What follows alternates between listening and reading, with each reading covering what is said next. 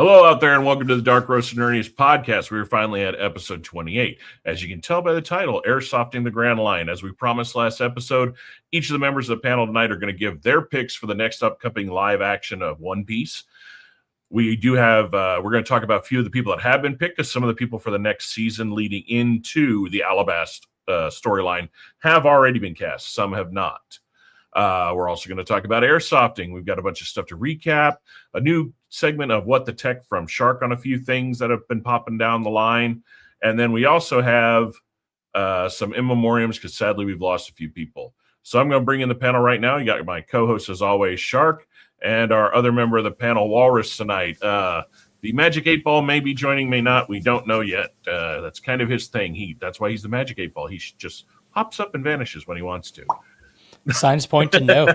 I mean, it's like a genie when you rub the lamp and all you get is. Oh boy, this is gonna be a good one. Welcome back. All right, so we got our 2 week. We're gonna start off as always with a 2 week recap. So we've had a lot actually laid down in the last 2 weeks. Not a lot when it comes to like shows, but a lot with information. To monumentally state the obvious, I aim to misbehave. Check it out, Shark. I aim to misbehave. Like oh, there we go. I just saw it click. Called it when it came to the release for what they were going to say for Firefly. So we go ahead and share this right here. So yeah, if those of you out there, if y'all are not aware of it yet or not, Firefly is back, and it is going to be an animated series. They have the screenwriters. They have the showrunners. They have the funding. They have the script. They have Josh Whedon's blessing. They have the animation studio, which is an Emmy-winning and Oscar-winning studio. What they don't have is a home. And this is mainly because with everything kind of going on the way it is in Hollywood and these streaming services, they're not doing the open green lighting like they used to, especially on reboots, rehashes, and all of that. So they've got to build momentum. So ever since the announcement, March 15th? Yeah, on March 15th at MegaCon, it was AwesomeCon. AwesomeCon. All of the Firefly cast, except for sadly Ron Glass because he passed away, basically announced everything and put out a call to arms to Brown Coats Unite once more. To basically find those posts, share them, comment on them, tag people, as Nathan Fillion said, even tag your damn enemies to show the momentum. And so far, it's big.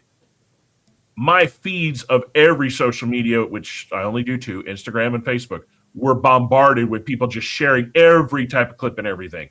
Apparently, everywhere you could watch the original Firefly shows and Serenity, tons of people that day were streaming it and watching it. So if they cannot get a studio to basically say, yeah, we'll take it on, at least for one season, I don't see why they wouldn't. Like, I think this is the best way to do it. I know a lot of people are hesitant because Whedon's not involved, but the writers they have are people that truly love and understand it. You've got everybody that understands these characters involved. And let's face it, some of they call Whedonism, his style of humor, isn't really that much of a thing anymore. It's kind of, it's not what it was before. So I don't think we really need the full humor of that. I think just getting the cast, good script, good story, and where this story is going to take place is it's going to take place between the end of the first season and the movie Serenity. They're not going in the future. They're not going in the past. They're going in to all the adventures that can happen in those couple of months. So realistically, which is a lot. And it also is very realistic to think about in the sense that you're not going to undo any canon. You're not undoing how good of the story of Serenity was. The fear, though, is I know some people are one of those where they want that mystery. They want that pizzazz. Now that you know how it ends, some people, I don't care. I wanted something with Firefly. And honestly, the animation stills here look damn good. It really does. Well, I was blown away how good those look. And the thing is honestly, just because Serenity happened doesn't mean that has to be the end of the story. By opening up this animation, True. should story past Serenity, okay, yeah, we're going to lose a major character, but that doesn't mean the story has to stop. Yeah, but I don't think they're going to continue past the end of Wash. And without Wash and Shepherd book, I don't think, Fillion, I think that's why he was so hesitant after Serenity to do anything. I don't Because know, people would assume that they were always going to continue. I don't want to see it continue. I want those months in between. I want in animated form what we were supposed to get with second, third, and fourth season of the show had, Fox not fucked the pooch epically on it. So, Agreed. Another big news, and Whedon related also.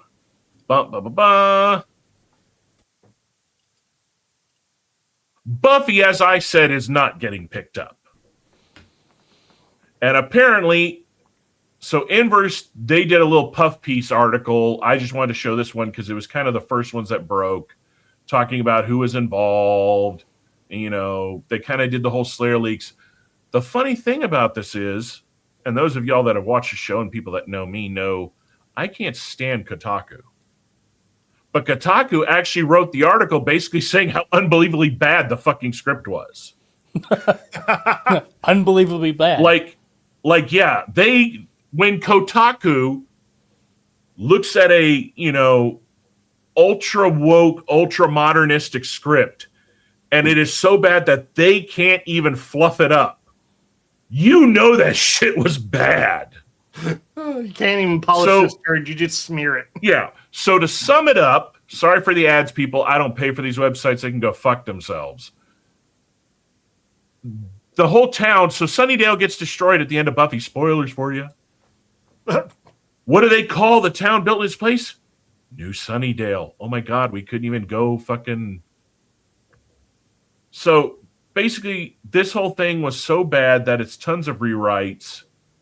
The whole thing starts with, apparently, I don't know if it was the character that's going to be the new Buffy or Buffy herself, waking up from a dream within a dream within a dream within a dream of vampires. So they pulled a fucking Inception of the whole foreshadowing vampires are back. That's how unoriginal it was. And apparently Buffy herself, who, they toted this whole thing, I'm directing it, I'm doing it, Buffy's back, is only in like the last 10 minutes of the entire pilot episode. Jarvis, all the other people, fucking God, fucking, they don't matter no more. Here's the best one. Elsewhere, a character named Larkin, who is described as a chronic do-gooder with more heart than sense, is depicted as an exaggerated SGW stereotype, arguing, scolding people for assuming genders. Like the whole last section of the script, I couldn't find it. I only have to go off of what other people who actually read the leaked script said. The main protagonist is talking to her partner, her boyfriend.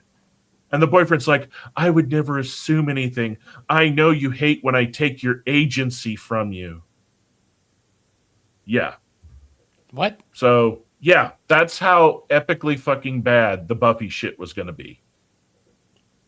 So, yeah, I'm apparently pretty sure I've heard writing better writing from a third grader. I've sadly heard better writing in The Rings of Power, which is even shit writing. So those are the two Whedon news. One Whedon show rises and one falls where it should have stayed fallen because it was done and ended perfectly. Oh, wait a minute. One more thing about it. So Buffy ends with her leading a company that's running thousands of Slayers throughout the world, right? Okay.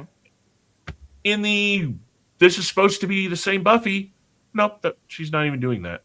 She's like a real estate agent. Yeah. What? So I couldn't even remember the canon of the show they spent 10 years building canon on. Yeah. On some other celebration news, Starderp Academy they gave it the axe. We're still going to have to put up with a second season because they already filmed it when the first was still coming out. So basically, they're going to put out the second, claim it all as a loss, and that's a great tax write-off for them. I mean, don't get me wrong. The idea of having a new Trek was great. the premise of the show could have been done extremely well, but it was just a shit show. You could have done really well with this whole premise of after the burn, rebuilding civilization, starting new bonds. You could have. No. Yeah. So I disagree because the worst decision in Star Trek, in Kurtzman Trek history was the lazy bullshitness that is the burn. True. If they wanted to do a good Starfleet Academy, I don't know. No, yeah, retcon it completely by literally going back, and Picard season 3 was so goddamn good. Tell a story of young cadets being inspired by Picard and the original crew taking out an old ass ship, kicking the Borg's ass, and saving the goddamn galaxy that they want to become members of the Federation. In fact, it could bring in new species we've never seen because they were inspired by the stories told through the stars of Picard. That actually would have been very cool. Like on a planet that didn't really have interaction with the Federation. And there's just there's a ship that crash landed there. And they don't know anything about it. All they know is there's this thing there. Next thing you know, they're in space. One thing I would have loved to have seen from Star Trek years ago was I wanted to see, after what they showed a little bit in Next Generation in the Dark, the alternate universe, and then they did a little bit of it in kind of Picard season 2. I would have loved to have actually seen more episodes of the mirror version of Picard with, what did he call his ship? Was it called the World Raiser?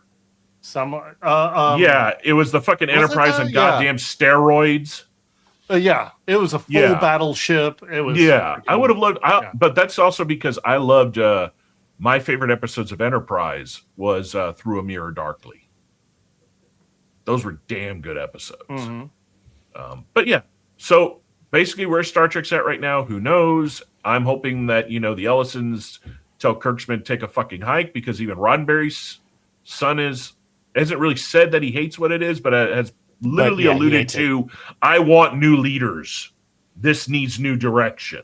Well, and honestly, I feel like Star Trek needs a fresh story. Right now, all they do is keep going back. So that we had the whole alternate timeline. Guess what? The same fucking people. It's Kirk. It's Bones. Give us a new character. Give us a new leader. And people would want it. Yeah. In fact, I've always said, why don't they fucking go 100 years forward? Go 100 years forward from the Dominion Wars. Yeah. And show us what happens. Speaking of things going backwards and in a horribly shitty direction, Peter Jackson came on, and everybody was excited. Oh my God, we're going to get some LOTR. And he's had a special guest pop up. And then when the special guest pop up, everybody went, go fuck yourself in a second. This fucking wanker and his Nepo fucking kid, who have never written scripts for shit other than his show that hasn't been funny in a fucking decade. Somebody thought giving this asshat the right to even touch Lord of the Rings. And of course, everybody's argument is, oh, well, he's a big Tolkien fan. Yeah. There are several projects we've seen in the last couple of years that when you get people with this much political activism shoved up their ass that they're spewing out of their ear holes, they can't separate that world from whatever the fuck they get their hands on. If he's such a big Tolkien fan, have him explain to me why the Balrog wasn't afraid of brain fart. Gandalf. In justification, the sad part is he probably could answer it. He is very, very fucking knowledgeable. He is not lying when he says it is his favorite thing that he's ever read, and Jackson's movies are his favorite movies. So I will hand it that. The guy is not lying out his ass when it comes to that. It's just the fact of, do you really want the guy that sucked Pfizer's cock for 3 years all the way doing it's the vaccine dance touching this? I don't know. I this is Walrus getting on his opinionated box here. But I think the only good thing that he's ever done is had his name attached to a damn good ice cream flavor, even though the people who made... I wasn't going to say the name, but, No, I'll say the name because I honestly, Ben & Jerry's makes a damn good product. I just don't... Unlike Yeah, people I don't watching, like the the company. heavy Don't- guy's going to don't- say something contradictory. These guys can attest. I avoid sugar like the fucking plague and have for over a year. Yep. Yeah. Like you and me, coffee- well, I've been trying to. Flavored syrups in my friend's coffee drinks. Of the few flavored drinks I drink, which is one friend makes an old fashioned out of coffee, and another one makes a damn good vanilla, but he uses honey instead of sugar. That's about the only sugar I try to touch nowadays. So, Saying but the Ben and American Jerry's back in dream. the day. Ben and Jerry's always has been good. They turn out a good product. All right, I'll jump off the opinionated soapbox for the moment. Yeah, you know we'll, what'd be we'll really get there funny, later, though? guys. What'll be really funny is if he does write a script, and then we're all like, "Well, fuck." All right. On to the next 2-week recap. Well, if he does, I'd be shocked. But if he does, I'd be shocked too. But the problem is nobody's faith because of shit like Rings of Power is anywhere good right now. That did so much damage. That did to Lord of the Rings what Kurtzman Trek has done to Trek. People's faith in it is just, and what Kennedy did to Star Wars. The faith in anybody touching these anymore is like, there is no faith anymore. I don't trust half these people touch this shit anymore. I would rather some indie fan person write a script, or some young screenwriter who has done fanfics on YouTube do a script, than anybody associated with fucking Hollywood. Because I just don't trust that. The Hollywood machine needs to just piss off and die. Like, honestly, props to Ryan Goslinger. What he said in an interview was, did either one of y'all see? So they were doing a screening of Project Hail Mary. And somebody, I guess, brought up a question along of, how do we keep theaters alive? And, the typical Hollywood answer would be, well, people need to go buy the tickets. People need to quit being toxic and go see our movies. No, you know what he said? If Hollywood starts making shit people want to fucking see, the theaters will save themselves. That's impressive. Yeah. right, so Wow. Props up to Goslinger.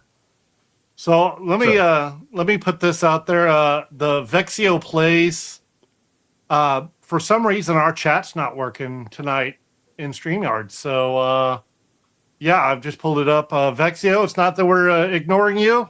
It didn't pop up. I just had to pull up the. So Wow, it that's says the that we YouTube. got to connect our YouTube to it individually, or did you already do well. that? YouTube's been connected. Like every time we've done the show, we've had Yeah. the comments up. That is weird. Yeah, if you have commented and we haven't said anything, we're sorry. It is not showing up on StreamYard for some fucking reason. Yep, I just pulled up to chat because I was like, "Hey, where's our people?" And so All right, we're yeah. gonna recorrect that real quickly over here. Give us a second here, folks. So that way I can at These least see. messages will So that be way I can at right least back. see what you're. Entity. There we go. Yep. Now we see him. Okay. Oddly enough, Okay. So that worked the minute I did this secondary pop-up. So I'm going to leave that up in the background. So yes, Entity, we saw your pop, so it's working. what's really interesting though is I've got up YouTube, and Entity's chat didn't pop there. Of course, I'm in the vertical chat or in the vertical. See, it's I don't know. separating the verse, so it's not bringing in the vertical. So Entity is on full stream because that's the one I have popped Yep. up.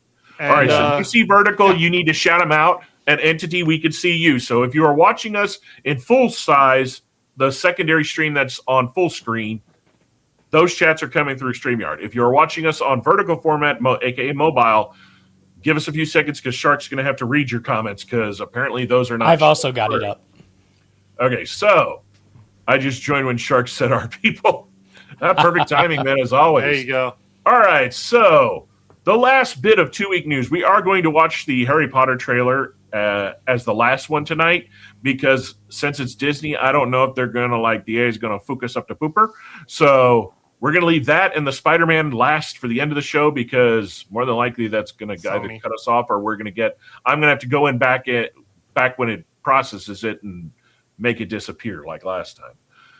So we're going to jump into the big news that hit that has a lot of people divided.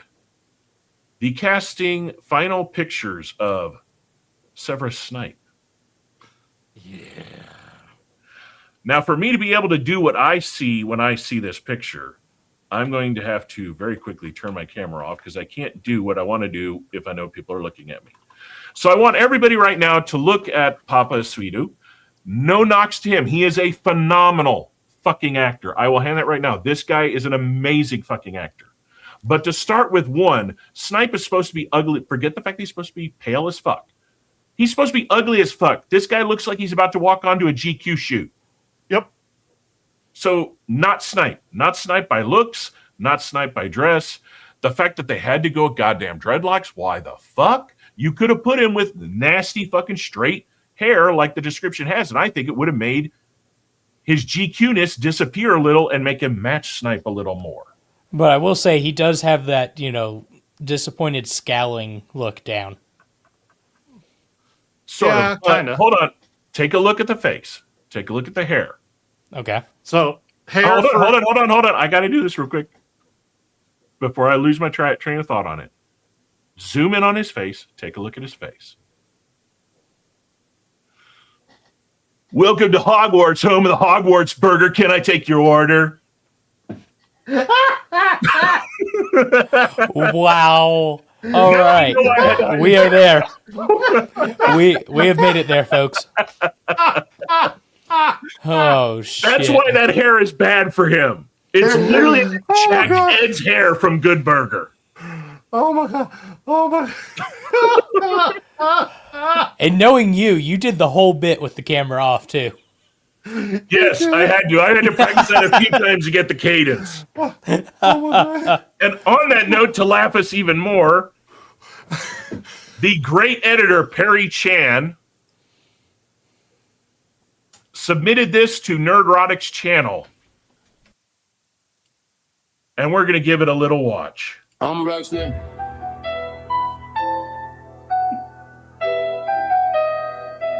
Yeah, I'm Rockstar.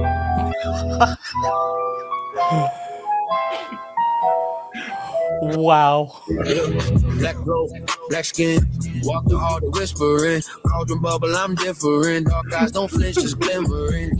House points, man, miss me. Came from pain, they history. Same blood, they fear, they diss me. But they copy my boots, still shift me. Side eye from the portraits. Cold stone, but my soul scorched. They ain't teach where I'm from. Had to learn from the alleys in the torch. Half prince in the world, they hate. Half rage in the... The funniest part is it's a pretty damn good rap. Yeah. That's what's blew my mind. The AI on this was freaking great too. Dude, it's Perry Chen, dude. This guy, when it comes to editing, my God, is a master at what he does. Narrow gate, half foot in the castle gate. Homie, never run from flag state. Walking through the dark, one day my hand in her ex and my turn that fear to a spell, then I spark. Turns out Snape had a mystery musketeer. Black snake, they talk war on the streets. I see. All right, so ladies and gentlemen, that link for that video will be in the description at the end. Go check it out. It's freaking hilarious. But I don't know. I just wonder if that would two-week stop at recap. Dementor. Would it stop at Dementor? I don't know. I want to see it. So here's In the the Lord's argument. caliber. All right, here is the argument that shout out to the guys at FNT. They had Razor Fist and a whole bunch of people on Friday night, and they brought up some good points. One, it's going to strike different when he calls Hermione a mudblood. Second, now it makes James Potter look like a racist because he's hanging a black man up and harassing a black man, and it's going to literally make Lily Potter look bad because that means she sidelines a black man for a white dude, a racist white dude. And now it's going to look even badder when Neville Longbottom is scared of a boggart jumping out as a black man jumping out of a closet. Not to mention that you're also going to have McGonagall fighting him. They didn't really think this shit through at all. I mean, they And got this, part remember, of it right. this was touted to everybody as it was going to be a 100% to the book accurate representation. So, I mean, Entity. So, well, how long are you going to be working the evening shifts, man? You say he's going to be missing us for a little bit because popping back over to evening shifts. So, but it's going to be interesting. We're going to watch the trailer. We'll probably have more to comment. So I'm going to pause our thoughts for right now because we want to watch the trailer and get more of them out. I am going to watch this. I will say I am going to watch this. I will too, mainly because I've already watched the trailer, and some of the other cast, some of the things they have made does look really good. And then there are some that's just kind of, well, you say, if that happens, that might be funny to watch as much as I don't like the race swap. Yeah, I have a feeling there are going to be some amazing memes that come out of it, and not in there's going to be a lot of hate watching in general. No, I don't think we're necessarily going to do that. But. Year. Well, and the actor even came up and said, had the statement about how, oh, well, all this rage is just fueling me. About him, taking Severus Snape, the character. Yeah. I don't know how I feel about that, but it's just kind of one of those, it didn't need to be done. I mean, there are plenty of other characters that they didn't have to race swap that in the books played a more important role that the movies kind of knocked down because of time, because of trying to condense things. Well, and like you and I were talking about earlier this week, Alan Rickman played the character wonderfully, but the problem is this guy's actually closer to the correct age. Yeah, well, it was an age issue, and also too, Alan Rickman. Alan Rickman himself was also actually by going by the book too pretty to play Snipe. Yeah, I could see Adam Driver doing it. That's what people were arguing about. Yeah. Why didn't they get Adam Driver to do it? Yeah, he's already got that look. Well, with a little bit of makeup to accentuate the nose a little bit more, put the oily, greasy, black straight hair, and dust him up to be even more paler, and he would have been perfect. So because as much as I hated him being what he was in Star Wars, seeing him in a bunch of different roles, he is a phenomenal actor. Yeah, he has range. Yeah. He has a lot and of a U.S. Marine, so he's not all bad. So yeah, true. We'll put a pause on that. Go more when we get into the trailer. We do have, sadly, in the last 2 weeks, we have lost a few good people. So we're definitely gonna hop into our in memoriam right now. So out of the first one was Sam Keith. Sam Keith was the creator of the Max and the co-creator with Neil Gaiman of the Sandman series, and he passed away at 63. If you are getting into comics or have been a comic book fan, if you have never read Sandman or the Max, I say go to your back issues in your local comic book shop, or buy the collected graphic novels like the collected works and give them a read, because the Max is a hell of a twisted tale that spins veteran PTSD and PTSD from SA in a very outer world twisted way, but it's good. It's not like depressing bad. It's just give it a check. They tried to make a cartoon for it for MTV back when they had a TV show called Liquid Television, but it didn't do it justice. It tried to compact too much stuff into a cartoon style narrative, and it didn't work. And of course, Sandman, everybody's familiar with Sandman because they just did the Netflix. Was it Netflix or HBO that did Sandman? Anyway, I think it was Netflix. Yeah, it was Netflix, and they ended it early because, of course, there's some, Me Too-ish shit with fucking Neil Gaiman, and they kind of blacklisted him. So that's why they killed it early, which is sad because the Sandman is one of those comics that kind of changed the dichotomy of how comics were thought of and done at that time. But yeah, sadly, we lost Sam Keith. Next person we lost was James Tolkien. Most people remember him as Strickland from Back to the Future.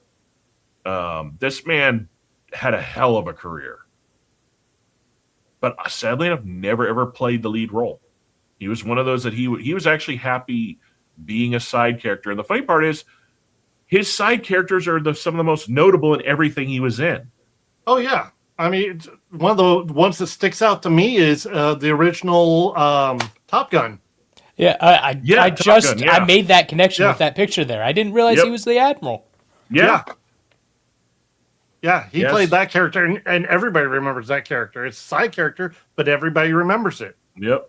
Or actually, I guess he's captain there. My bad. Yeah. Yeah. Next one we lost was the anime director Satoshi Mori. Only 42, man. Yeah. Worked himself to death. And as you could tell, I mean, God, One Punch Man, SAO. SAO. Yeah. I mean, this guy achieved a lot by the age of 42, and sadly, at that age, I did not have time to look into if the cause of death has come out of him. But being Japan and the way it is, I wouldn't be shocked if it was stress related. I mean, you see the look of the life of a salaryman. Holy fuck! I don't see how those guys make it past 50.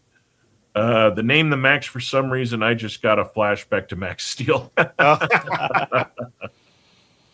Yeah, no, Entity, if you haven't checked out the Max, check it out. Like, even the cartoon's worth watching. It's weird. It was basically Liquid Television was they were segmented to 10 to 15 minute mini episodes, and it was a 30 to an hour long show. They kind of changed it to the last couple seasons. It became only 30 minutes. And basically that birthed the Max, the Big Giant Head, Eon Flux, a whole bunch of crazy shit came out of Liquid Television. We also lost Nicholas Brendan, passed away at 54, which is kind of odd. We were talking about Buffy, and then his character came from Buffy and more prominently the Angel Show. Maury was a long-term illness. Damn. So evidently he was fighting something for a while. Tells you people, man, that's why my father, one of the biggest things my father ever said, the most important thing in the world is time. Because you never know how much you have, and you never get back any that you spend. So, again, don't waste it. And, of course, we lost Chuck Norris. No, we didn't. This one sucked big time. When I was younger, I actually got to meet him several times. In the early 80s, especially here in Texas, the martial arts scene was very small, and he was a very big part of it, especially around the Dallas area. Because basically none of the shows really happened in San Antonio or Austin. It was all Houston and Dallas back in the 80s is where the big tournaments happened. And like I said, I got to meet him. I was really young, but all I remember from meeting him is I knew who he was because I grew up with his movies. Hence, the name Lone Wolf comes from his movie Lone Wolf McQuade. Mm-hmm. Very kind gentleman.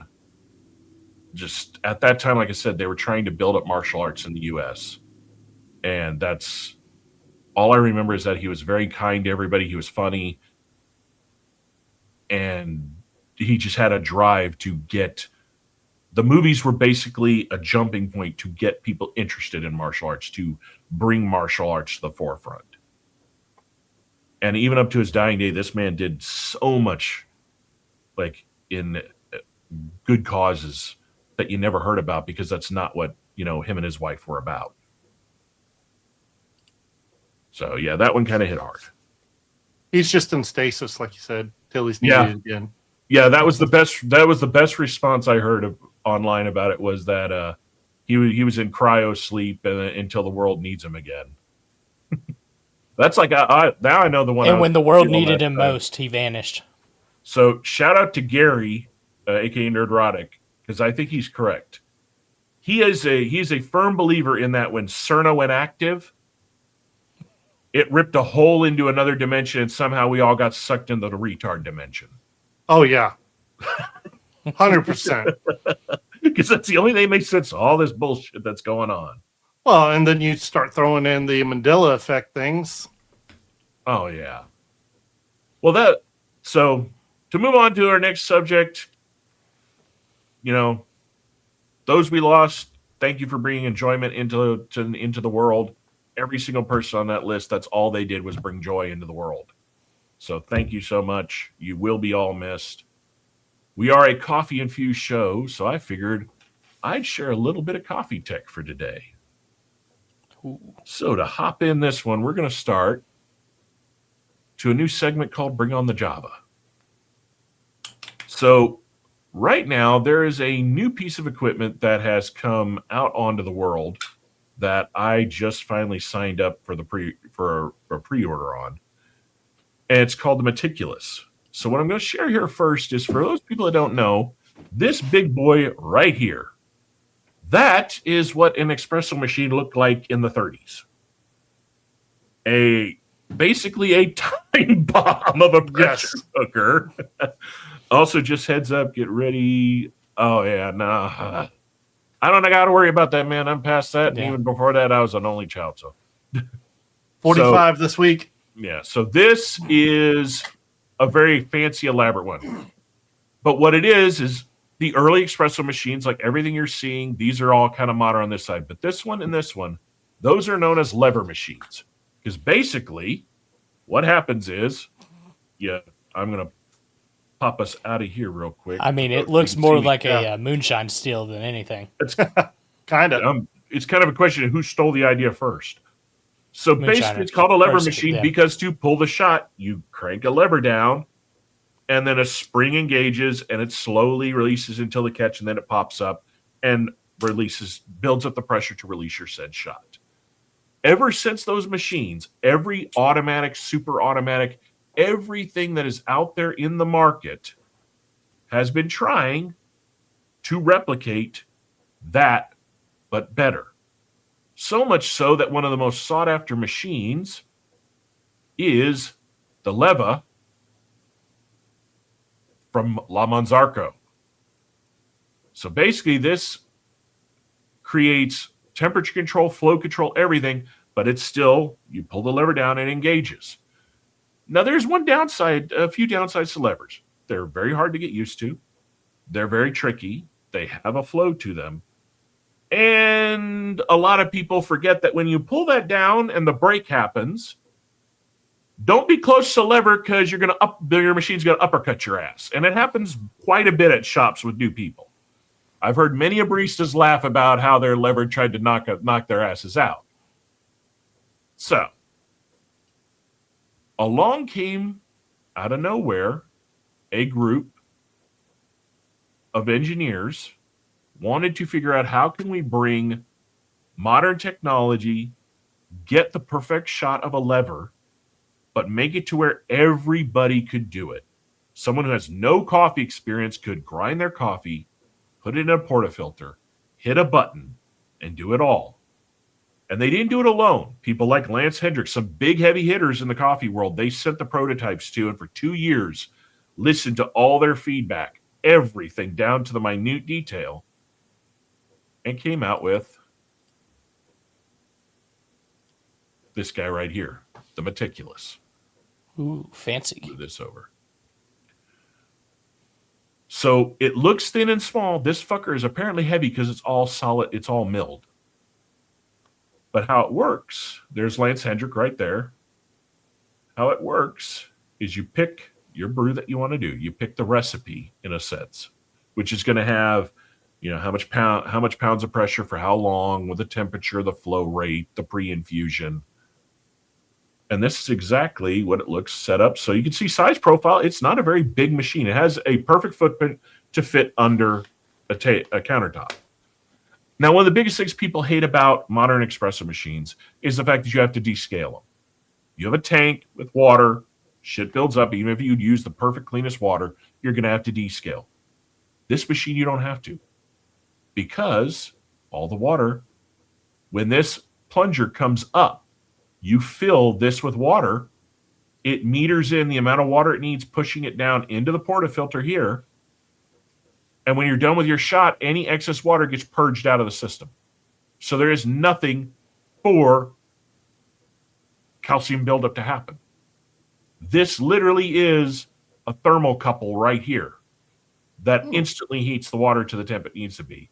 And this is a diagram showing exactly how it works. Interesting. Simplistic design that nobody had thought of before, with a fuck ton of serious engineering when it comes to the software end. Now, Wolf, I got a question. Yeah. What if my my small batch, craft coffee I just got from Silhouette Coffee is not a recipe that's in the machine? What do I do then? You can create your own recipe, or you can use another recipe and then go into the edit function, make the alterations you want, and then save it. And here's the best part. Once you save a recipe on your Meticulous, that recipe goes to their cloud storage, and now every Meticulous machine can download it. Ooh. So half of the recipes that are out there, like Lance Hedrick, when he was showing the machine, he has a recipe called soup, which is a very weird way of doing an espresso shot that's very sweet. He instantly saved it, and sure enough, people in their Discord forum are already like, holy shit, Lance just dropped a recipe. So it's all community-based driven. Certain really brewers are going to have their own recipes in the machine. So that's what I love about it. Just like the X Bloom, it's all community driven. So if, like I said, if you are new, it takes the guesswork out. If you know you're holding a Colombian Cascura bean medium roast, 10-1, there's already a baseline recipe for that roast and that varietal coffee in the machine. And you just tweak it to how you want it. Now you're asking, where does this price point come to? That's the other thing I love about the Meticulous. Most lever espressos start at $1,500 and go all the way to $20,000, depending if you're going into the commercial. Like that Levar that I showed from La Manzarco, that's $15,000 for a single group head. And they make it all the way up to having 3 group heads on it. That's like $30,000. The Meticulous is $1,700 shipped. And it not only is when it's shipped, it ships in a fucking Pelican case. And you get lifetime support and lifetime software updates for the full ownership of the machine. Wow. And a few people, of course, have had issues because that's going to happen when you're small manufacturer. Instantly, they got a full replacement machine without, like, nobody has had any issues getting any issue they had fixed. So, yeah, when you figure where the price point of any espresso machine out there built to that quality and can do what that does, that isn't a lever, that's just another super automatic, you're going to spend $2,500 for an equivalent or more. So they priced it right at a price point that, yes, it's a price investment, but the people that have gotten these machines and tore them down have already proven that more than likely, if you take care of it, that machine's going to outlive you. Yes, yes, Entity. I have seen the Petals of Reincarnation. Yes, I have. We will not say the name that you put in chat because that can get us kicked real quickly. But yes, that is a very good show. Where? Because I didn't see anything about it on Crunchyroll. Is it? I saw it on Crunchy. Crunchy and HD Dive have it. Huh. Yeah, I don't know if it's out yet, or maybe it might be on the first episode. But no, I've seen it on both. I know that Crunchyroll just released their 2026 spring lineup, or at least most of it. They're keeping some to the vest. I don't even remember seeing that one on there. Yeah, I did. I remember seeing that. Yeah, I was kind of like, really? Yeah. Then again, I was going through the list, being heavily, heavily disappointed in the lineup. Yeah. Plus, what is it? The 2 big anime YouTubers, VinnyTube and the other guy, they put it on their upcoming list for 2026. Okay. I think that's how I first heard about it, and then I added it on the wish list on both to see who gets it first. Because sometimes HD Dive, because they work with Amazon, gets it a little faster. It's kind of weird how they do that. Personally, I wish like Crunchyroll and all would vanish. It would just go to one of the major ones, because that way I'm not paying $10 here and $15 there for shit. Yeah, and plus, without going too much, Crunchyroll's menu only works when the fuck it wants to work. Oh yeah, if going too much into it, I normally have like everybody's 6 or had data 7. breaches, empty. Exactly. At this point, data breaches, it's like, okay, so you got my login. Yeah. There's nothing, honestly, I think really stored in Crunchyroll's main server hub that isn't already on the dark web for everybody. Payment information. I was just good. That wouldn't do them any good. It goes to my Venmo card, and I only keep enough in there to pay the subscriptions that go to that shit. So, well, and they all wouldn't my really get logins, shit. I use 2-factor authentication on all my logins like that for that reason. From the security guy, people, 2FA every goddamn thing you have if it has that option. Yep. And FYI, for you iPhone users, turn off the goddamn face recognition. Do you realize if the police get your phone, they can literally, by law, just go, bloop, we unlocked your shit, motherfucker. Don't do fingerprint. Don't do goddamn face scan. Do a fucking PIN or a password. Yeah, because then when they say, will you unlock your phone, you can literally look at him and go, yep. You are not required to supply a password for them. Yep. So, and on that serious note, we've got, for the lulz, And oh man, we got some gonna get us in trouble smokers.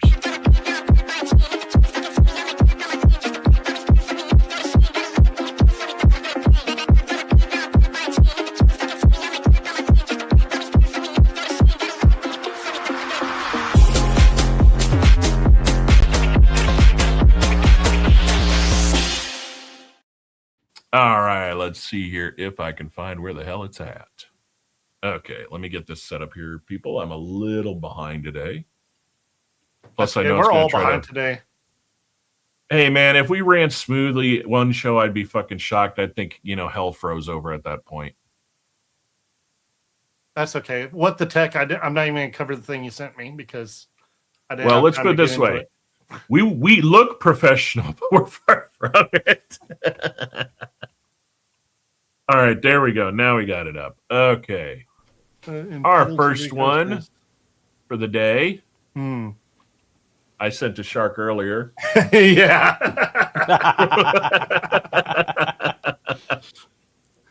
And they're colored gummies, like crayons. Yeah, entity. So to sum it up for people, we're not going to say the names that is in the chat right now, just because saying YouTube when you're live is weird about the shit at live. Highly controversial. But Petals of a Reincarnation is basically a show dealing with a lot of protagonists that are reincarnated, and some of the protagonists are very murderous former dictators. We'll leave it at that. From various areas of the world. All right, here's our next one. Yeah, I saw that the other day too. Oh dear. It was super effective.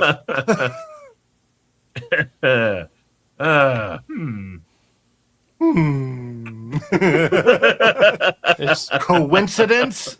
I think not. I think not. Why are there two pictures of the same person? Yeah, I decided to go, we normally say we're in politics, but some of these were just too goddamn good to pass up.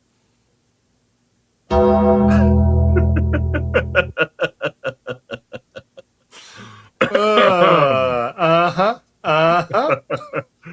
right. Jeep drivers when they crash. It's not wrong. Not wrong at all. I know somebody's probably watching this, huh? For you, if you are not informed, when Jeep people go to a Jeep meetup, if people like you or you've made a friend, that's where all the little ducks on their dash come from. They don't buy that and put that. Well, they're not supposed to buy it and put it on there themselves. They're supposed to be given by other Jeep members. Correct. And that's how it happens when they crash. I look like a fox. Oh I look like a wolf. I look like a bear. Shut up.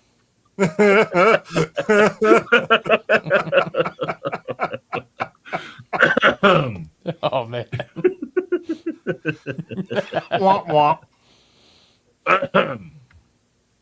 The Starbucks employee watching me smash no tip after they used the fine arts degree to microwave my sandwich.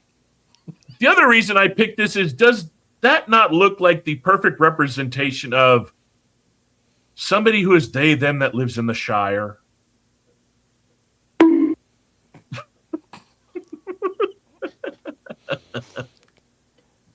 You mean telling me that they don't live in the Shire? Well, if they do, I think this has replaced what I call your ship. This is now Dildo Gaggins. Oh, okay.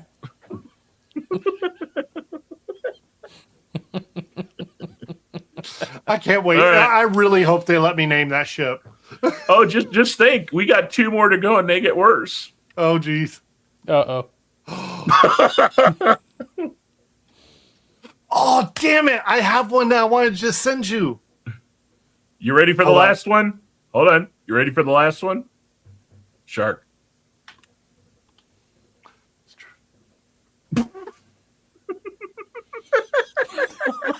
Oh, man. Ouch. Hold on. I got to see if ladies I and can quickly gentlemen, pull this that up. Shark has a special for the lulz, but yeah. Those are the best ones that came across my shitty little feed for the week. All right. Are you ready for this? Are you sure? All right, go for it. Oh, I've seen that one. Yeah.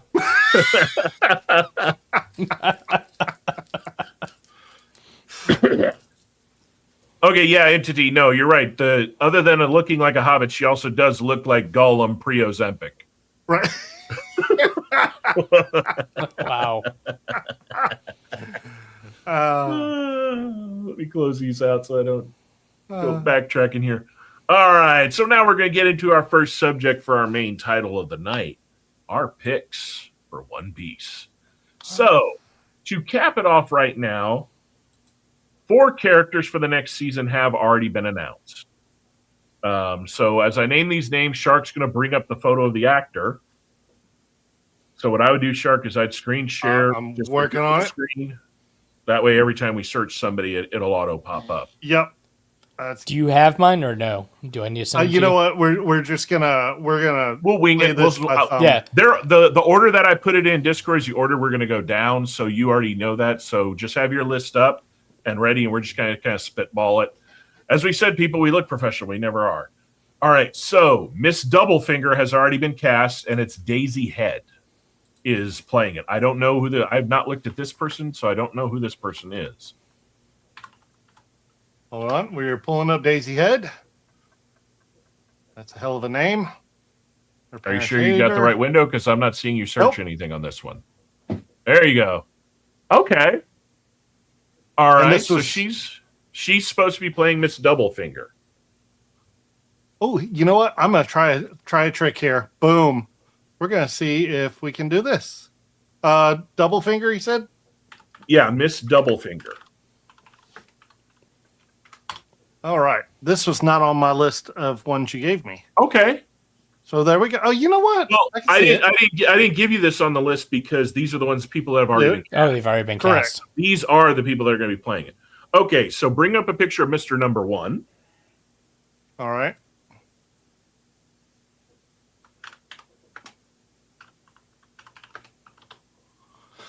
All right. Here we go. Images. Okay.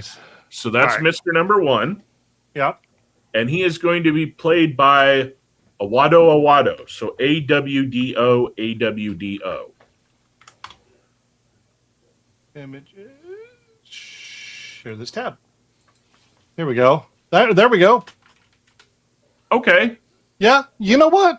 Yeah. Yeah, I can see it. That would work. Isn't he the dude that was on Wakanda? He played the mountain people. The guy that goes Umbambe. Yeah, the one that came down and challenged. Yeah. Yeah, I that's think you're him, right? Yeah, I think you're right. God, what? Now you're gonna make me. What the fuck was that name of the character in Black Panther that he played? I mean, he was of the. Was it the Zimbabwe people? It's the Jimbari tribe. Jimbari, that's it. Yeah, but I can't remember what his actual name was. Umbaka, wasn't it? Umbaka, yes, Umbaka. Yeah. Okay. Type in Bon Clay is the character. Bon Clay. Yeah, Bon Clay. Yeah. Hold on. I just gotta share this tab instead. I've got the dual tab up. Okay, so Bon Clay's the one with the swans. Yeah. Okay. He is being played by Cole, Cole, Escola. So Escola. Got it. Oh. And from what I understand, this person, Cole Escola, comes from the world of theater and dance. Yeah, he looks it. I could see it. Yeah. Yeah, I can see it. Oh, right there. Boom. Look at that. Yeah. I can see that. Okay, I can see that's a good casting. Honestly, you need somebody to be open. You need a flamboyant personality to play that flamboyant character. Correct. So I agree with that casting. That's a good one. Yeah. All right. Portis D. Ace. Everybody knows Ace. Yep. We're going to pull up a good picture here. Share this tab. Sorry, I got to share this tab. So. All right. So Ace has been casted by Zalo Maraduena. And all of y'all should already know who he is, not by his name, but the minute you see his image, that is the one that played Miguel in Cobra Kai. Wait, what do you want? You want to come up here? What? You want to come up here? Come here. Come on. Come on up here. You stink butt. I cannot spell his name. Sorry, somebody wanted attention. There we go. Fine. You know what? It's not coming up. I don't know any of these characters. I don't watch One Piece. Andy, I was kind of the same way. I had to figure out who they were and get their both their English dub and their Japanese sub. Just figure it all out. What's the dude's name again? Zolo Xolo Maraduena. There we go. Yeah. All right. Like I said, I mean to be flicking everybody off. Sorry, Miguel from One Piece. I mean, he played Miguel in Cobra Kai, so I think that's actually a good pick. I can see that. In fact, so apparently from the behind the scenes and stuff that I've watched, him and the guy that plays Luffy are good friends, and it was Luffy, the guy that played Luffy, that kept telling him, "You need to look at him. You need to look at him. I think he'd make a good ace." So he fought for him, and then of course when he did the read, Oda was like instantly like, "Oh yeah, look at that right there." Yeah. I wish I could. We already know you could. If you think about the powerful moves that Ace does, his flamboyant style, this kid was already doing that stuff in the last 2 seasons of Cobra Kai. Okay, I'm going to see if I can share the dual screen. Okay. Okay. Here we go. And to be real, I'm too late in the game to be watching 1,000 episodes of. No, Entity, I get you. That's why, honestly, Entity, right now, they're doing so good with the Netflix show. You can watch the Netflix show and just enjoy it. Because they have done spot on so far with the Netflix show. So this is what the Netflix show is supposedly only go for 10 seasons. So instead of watching 1,300 episodes of something that isn't over yet, by the way, it's still going. You're going to have 100 episodes total over the next 10 years. And Netflix is already ramping it up to where so what caused the delay between season 1 and season 2 of One Piece for Netflix was 2 things: the sets that needed to be built, and basically the scope that they had to build, and the strike that happened in between. So that delayed a lot of things. Now Netflix has ramped it up to where every year a season is coming out. So right now they're already filming and finishing up 3. So we will actually be getting this like shows used to be on a regular schedule. Yeah, which will be really cool and nice. They really will. Okay, so the next one we got Aniru, which is how he was originally said, but I think something's put him as Enel or something.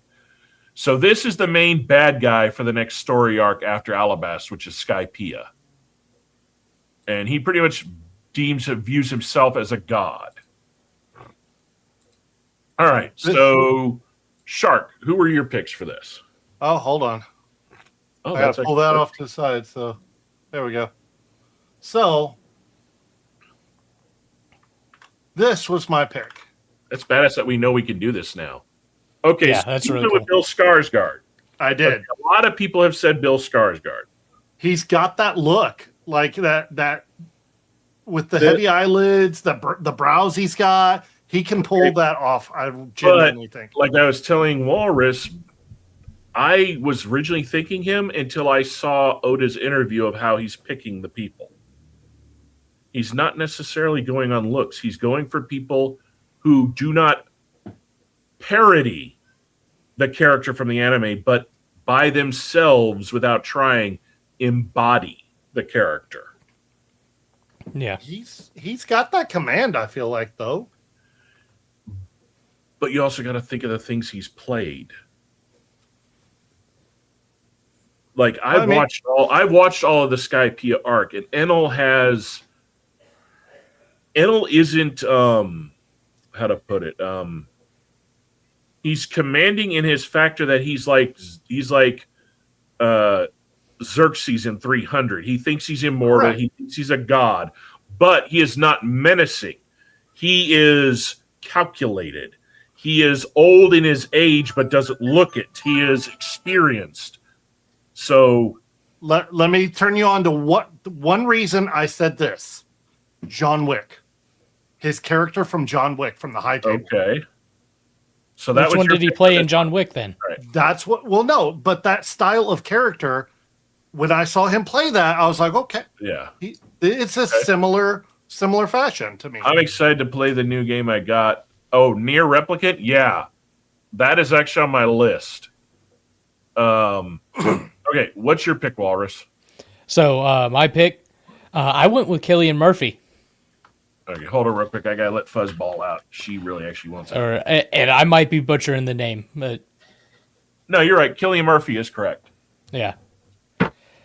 Because, I mean, specifically with his down and dirty style with Peaky Blinders, kind of running that, mob boss kind of feel that, like, hey, I just exude confidence, and it doesn't matter what I get into, whether I have the ability to do it or not, Yeah, I'm going to win. I can partly see it. The issue I have with Cillian Murphy is there's nothing he's really done that demands a ton of martial arts style physicality. He does all the stuff I've seen with that he does physical, it's grounded physicality. You know what I'm saying? It's not, they would have to utilize a lot of stunt people to pull off the shit that Enel does, or Inaru does. Okay. Again, I don't know most of these characters, so the only things I got from him when I was doing my quick search was kind of his non-fighting prowess. Yeah. Well, the man's a phenomenal fucking actor. Probably one of the best that's out there right now. Mm-hmm. Okay, so my first one, Ryan Goslinger. Ooh. Ryan Gosling, huh? Yeah. Especially when he does, like, look at the picture that's third down in the middle with the blue shirt, blue and white shirt.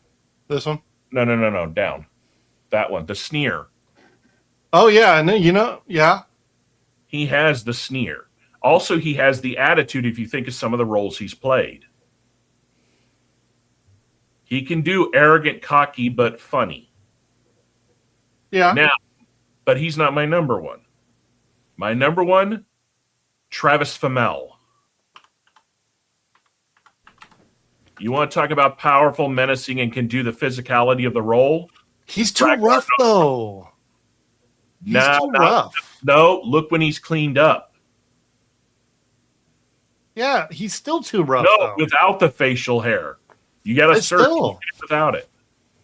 I don't see it. Plus, if you also look at the look with his sneer, he has one eye lower than the other one, and he naturally already has that.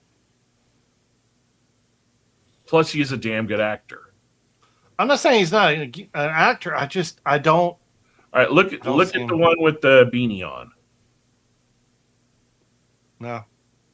For me, at least, no. Okay. Yeah, So it's an interesting one. I'm with Shark. I actually don't see this one. My thing that I think most people would go for is if you got Goslinger to do it, it would draw a lot of people would watch. Yeah. Oh yeah, but also half of your casting budget is gone now. No, True. Dude, Gosling, he takes on indie projects all the time. Yeah, and he'll take on love projects too for cheap. So and he's all about giving fans something good. So if he knows fans want him to do it. Well, the other question is he a One Piece fan? I don't know. I don't think anybody's brought it up yet. Our next character for the character side is Ganfall. He's the knight character, one of my favorite characters from the show. All right, Shark, who's your picks? You're gonna laugh your butt off on this one, but for who it is, I did not think about it because I've never seen him with facial hair. no, him. I think he would do awesome on that. Cynical asshole, yeah.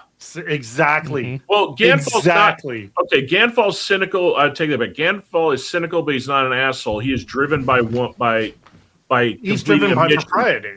Well, he's driven by honor, by duty. Exactly. No, it's a good pick. I'm shocked I didn't think about that one. Yeah, that was like instant. You Loring didn't come across my head at all. That's actually a good one. I mean, you start throwing a little facial hair, you can kind of see that right there. Okay. So yeah, All right, what do you got, Walrus? Me?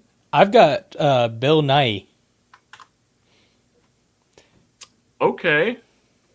Bill Nye? Bill Nighy.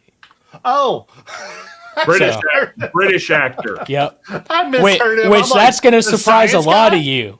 No, No. it's going to surprise a lot of you because I'm not going to pick British actors 99% of the time. I like this That's just pick. me. I like this pick. Okay. I told you I did homework. Yeah, no, I like this pick. It was funny when you brought up Hugh Lane, and I'm like, oh, they actually do All right, look now a lot alike. here's a guess. Who do y'all think I picked? Ian McKellen. Person I picked is Stoic. They already look like the character.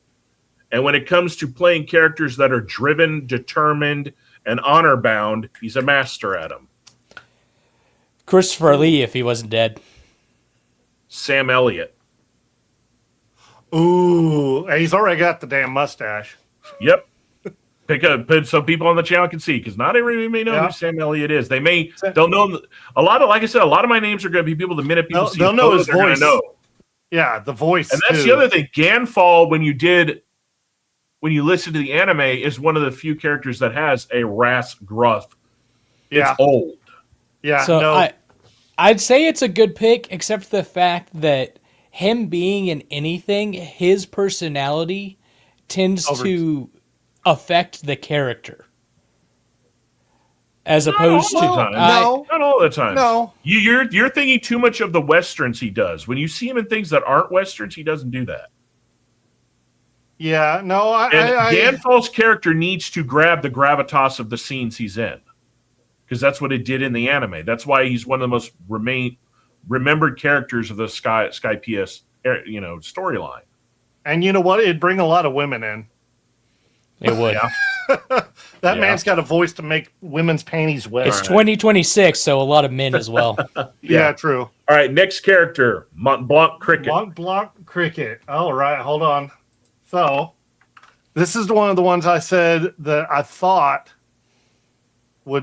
I would trip y'all up with who I picked for this. And I'm going to go with this picture right here. Okay.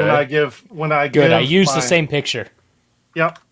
And with the attitude that he's got because of his backstory and everything. No. I was seeing this too. Seriously. The man can't act, and he's an asshole.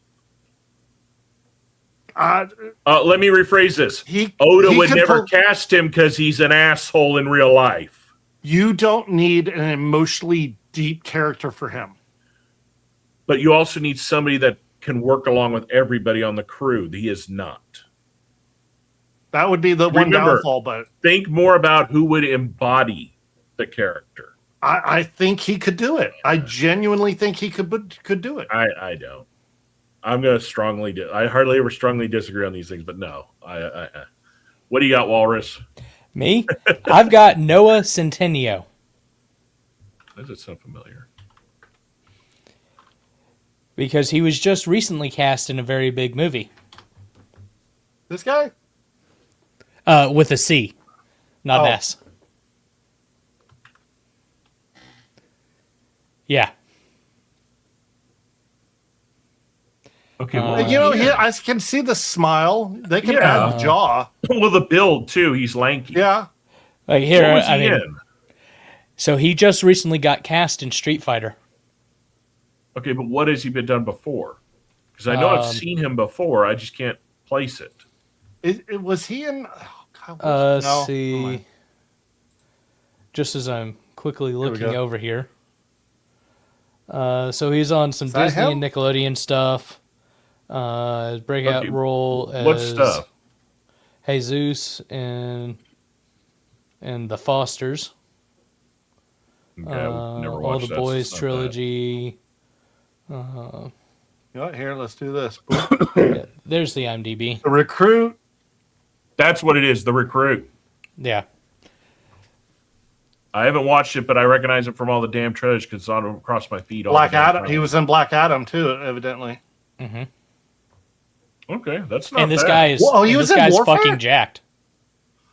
He was in Warfare. I think I remember his character. Okay. All right, now my pick is a weird one in the sense that I'm not going off of totally looking like the person. I'm going off of physicality and just being the backstabbing, troubled asshole embodiment that character is with a troubled past, because this person has played stuff like this in the past. Frank Grillo. You want to talk about a man that does his own stunts and can do the physicality of the role? Frank Grillo can. And if you've never watched, the movie that's on Prime, called Final Level, he does a damn good job in the. So, the movie is called, I think it's called Final Level, or Final Boss, and basically, he wakes up. All these people are trying to kill him, and every time he dies, the day resets. Oh, yeah. I know what you're talking about. Yeah. That proved how much of a physicality this man can do. I mean, he's in his Boss 60. level. Thank you, Entity. Yeah, boss level. There you go. Yeah. He's in his 60s. He's a little old to play the character, but he's in good shape. He don't look it. Yeah. He don't look Yeah, it. he don't look it. He don't look it. The Flintstone vitamins did him well. Honestly, I think the win on this one goes to Walrus's pick. I really do.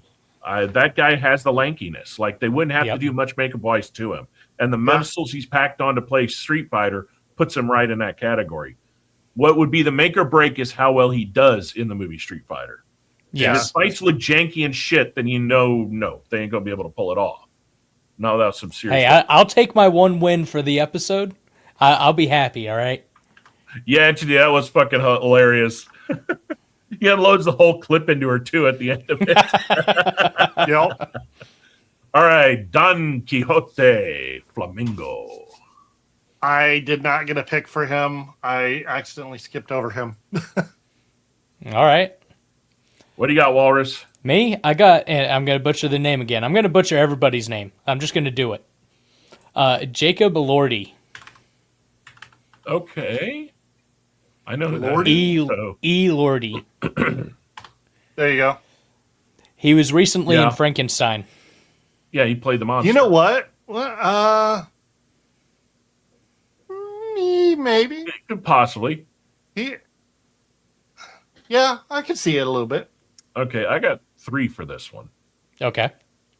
First one is a wild card just because physicality, I can't remember how tall the guy actually is in real life, and that's Oscar Isaac. Mainly because of how perfect he played Apocalypse. He can embody an asshole, but it's the funny part that I couldn't figure out if he could possibly pull it off. Yeah. So he's at the bottom of my picks. Okay. My middle one is Boyd Holbrook.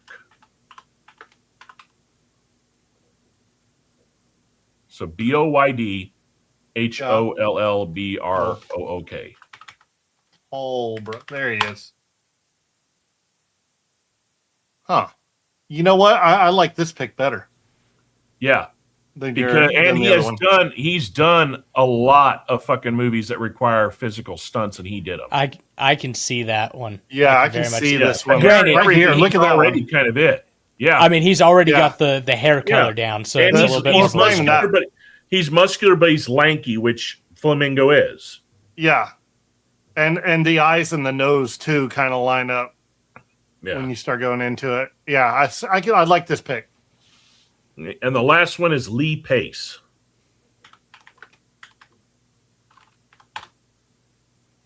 Nah, I like your other one better. Yeah, second one's better. Yeah. Yeah. The reason, though, Lee Pace was kind of also in the running is the fact that, take the one with him with the shirt off from Foundation. Jesus. He has the fucking physicality of it. And the amount of stunts and stuff he did in Lord of the Rings and Foundation, the man can do stunt work. Oh, he was in Foundation? Well, Yeah, he plays the head of the Theons. Okay. He also plays did Brother this Day. Really? Yeah, he plays Brother Day, and he also was Ronan the Accuser. So I'm saying he has the acting chops. He has more of acting chops than Hallbrook does, but Hallbrook is spot on, picture perfect. Yeah. And Hallbrook has played psychotic before and can pull it off. Okay, Kuma. I'll start this one.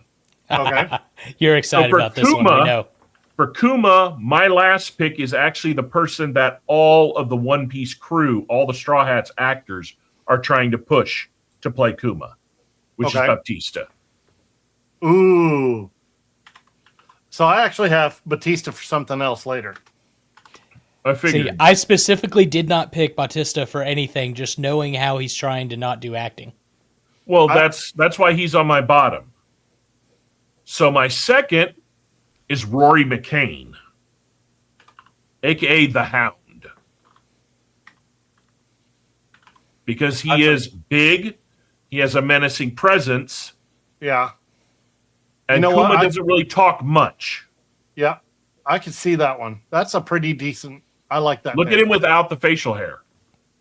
Because he has the cheek structure. Yeah, he's got the jowls too. Yeah. But my number one pick. So type in Ricky Whittle. Whittle.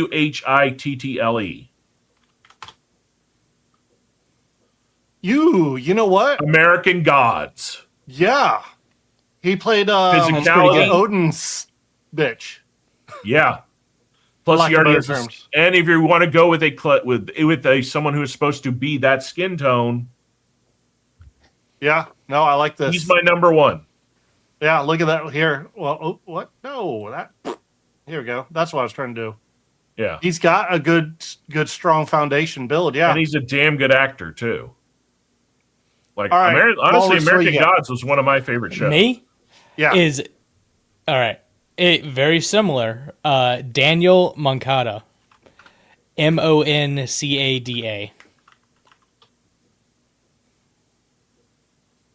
What is he from? Breaking Bad. He doesn't have the build for this. He's not big enough. Yeah, he is shorter statured. But everything I kept seeing was like the one where it was like click on that full body picture of Kuma. Down at the bottom right. Well, Kuma's shaped like a kettlebell. Yeah. So me looking at that, I'm like, okay, there's not a human being alive that's going to look anything remotely like that. No, and they'll have to do it with but and so it's going to be with a suit, and that's why I think that my pick is probably it's not going to be. I don't think they'll do a suit. They're going to put him in a puffier jacket. But what they're going to do to make him look as big as he is if you have, say, all your actors on the set are typical 5'5" to 5'10", right? This dude's like 9 foot tall. It appears. Yeah, but hold on.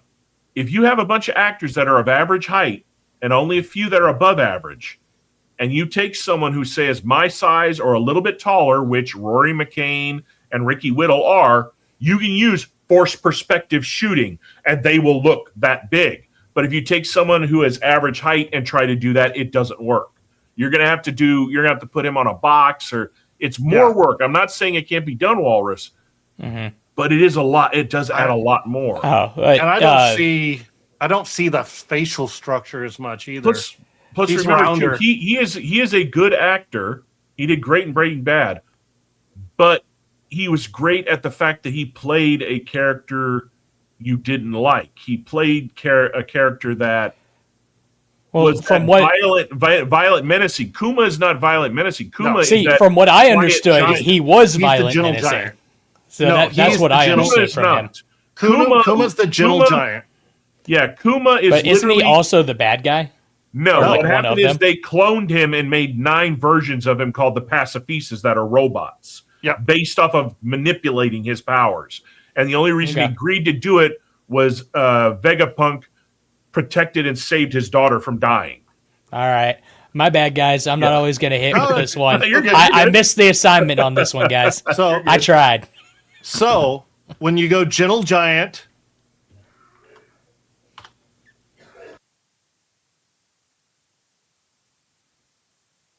Teal'c, yeah.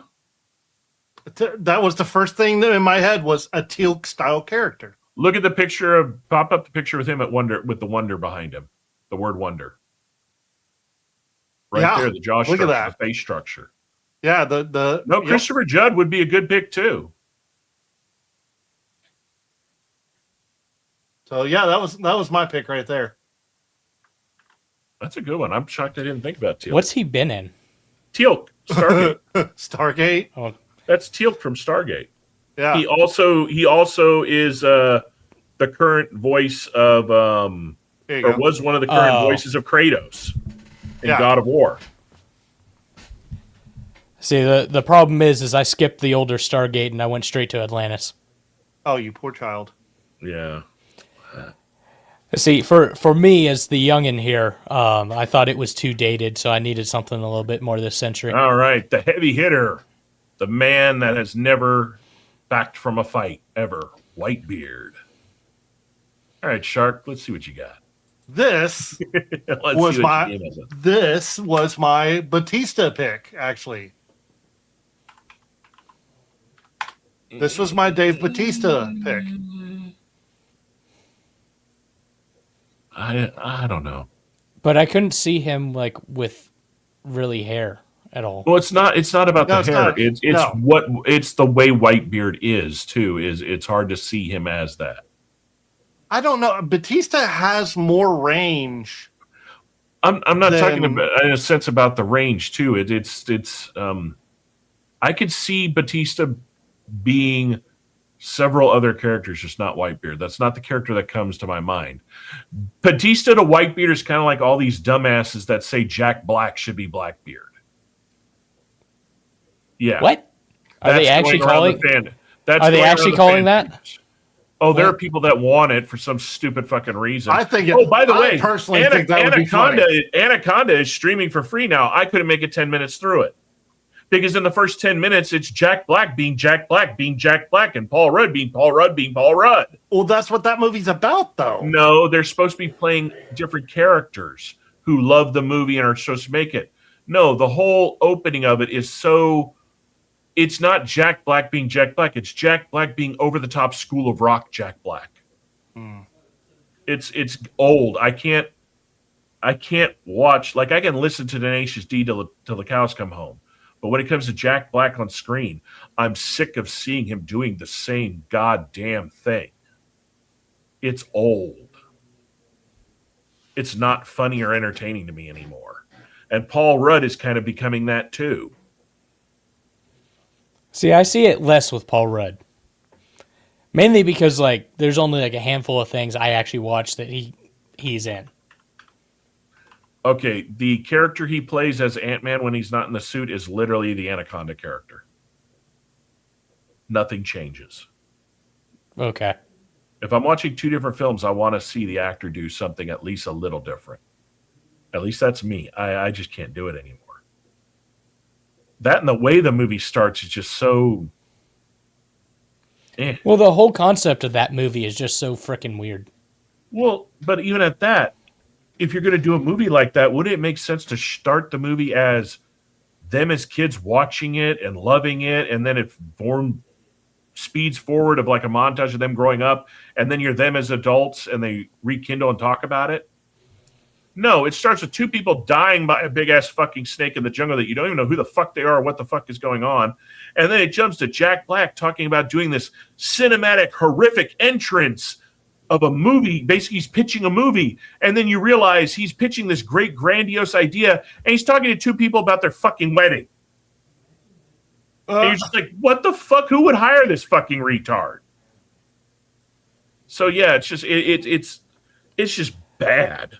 Like, I mean, that 10 minutes was so bad. I still kind could of like not- Jack Black, but I mean, maybe something like that is a bit much. Just watch Anaconda, and if you make it past to the 15-minute mark, let me know, because I'll be shocked if you do. I really I'll make will. it to It's that bad. You know what? I'll make it to the 16-minute mark just to spite you.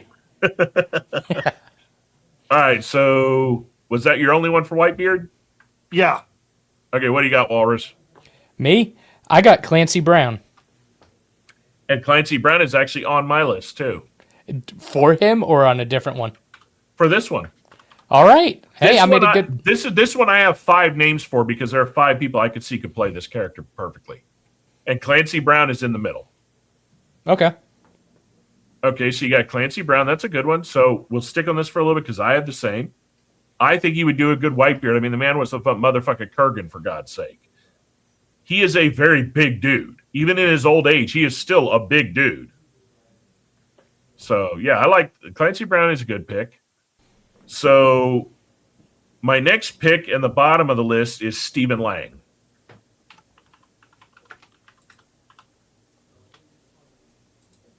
Okay. Because the man can do physicality, and he has packed on muscles ever since he was in the Avatar movies. Oh shit! I'm kind of upset. I didn't know that. I didn't put this one down. This is a good one. Yeah, that is a good one. I like that one. Okay. Next one is Ralph, R-A-L-F, Moeller, M-O-E-L-L-E-R. Bodybuilder? Ralph Moeller is a German bodybuilder. The only reason he is at the bottom part of this list is he has a, like, true Eastern German accent, not Schwarzenegger Austrian, that Rammstein-style accent. And I don't see Blackbeard with an accent. That's why he didn't make it higher. But physicality, the man's big. Whitebeard. Huh? We're on Whitebeard. Oh, sorry. That's what I mean. I can't. I was like, wait a minute. I don't. Yeah. Sorry. Did I miss something? Yeah. Whitebeard, I don't see having that accent. So that's the only reason he didn't get higher. Next one, Graham McTavish. Oh, yeah. Yeah, DeShark knows who that is. Oh, if I can spell. Yeah. Now, you want to talk about a man that can play a versatility of roles and is pretty big in stature. Yeah, Graham McTavish. Here you go.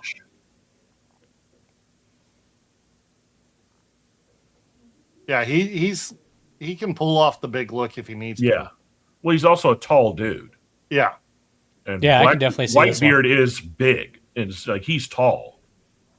Like when Teach gets next to him, Whitebeard's like here, and Teach is like at his belly button.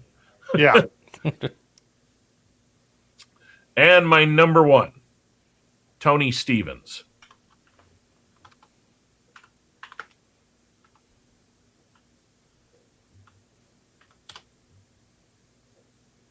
That is not who we were looking for. No, that's not who you were looking for. That's, so it's Tony yeah. Stephen's. Ah.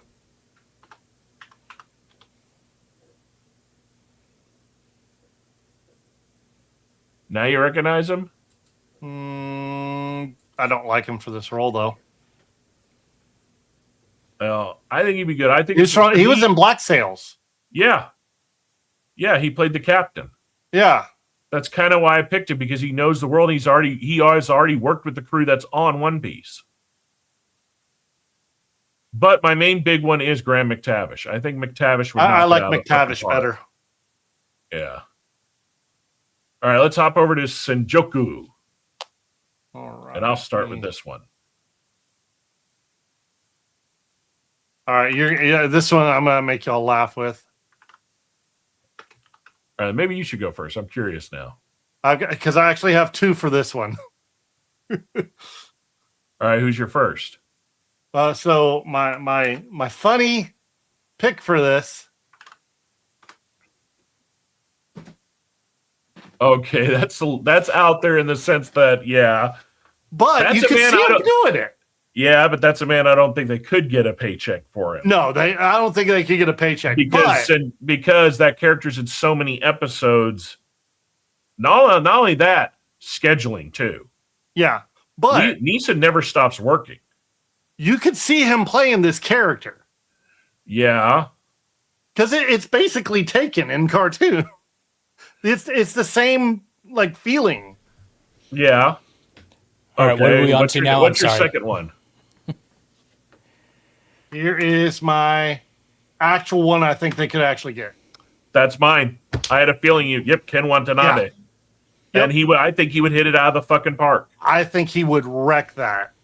Because if you think about it, Senjoku's demeanor is literally what he played in Last Samurai. Yes, yeah. Committed, to the point, no breaks, no deviations. Because Senjoku's one of the few admirals that is like, I don't care if the world burns if I get the order to burn it. Yeah.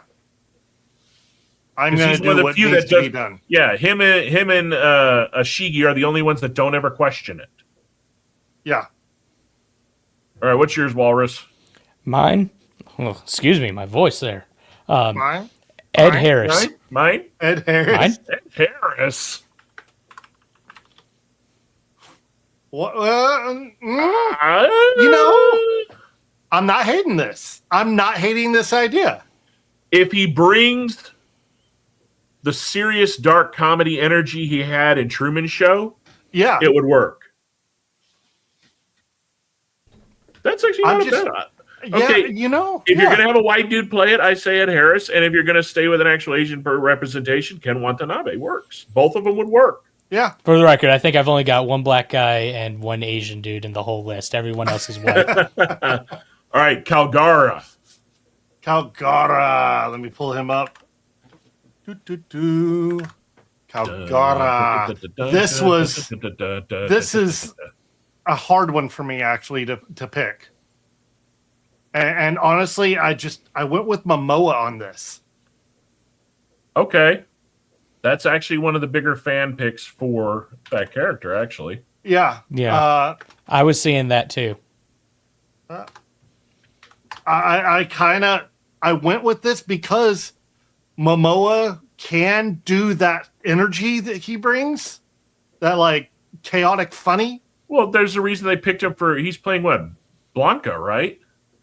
Yeah, it's So well, now Blanca's a little different, but that whole tribal, yeah. I feel like he Okay. could pull that off, and honestly, I couldn't think of too many ones better. Okay. What do you got, Walrus? Me, this one may not hit. Now we're really starting to get in the weeds here, but Aaron Taylor Johnson.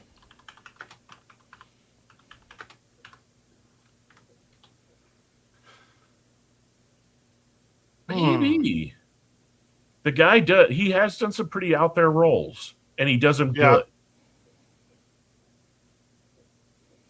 I could see that possibly working. He'd have to pack on more weight, though. Yeah, he'd have Yeah, to. he pack would. on. He has a small frame, but I don't think it'd be impossible. He doesn't have to get like Momoa or Batista in his day big.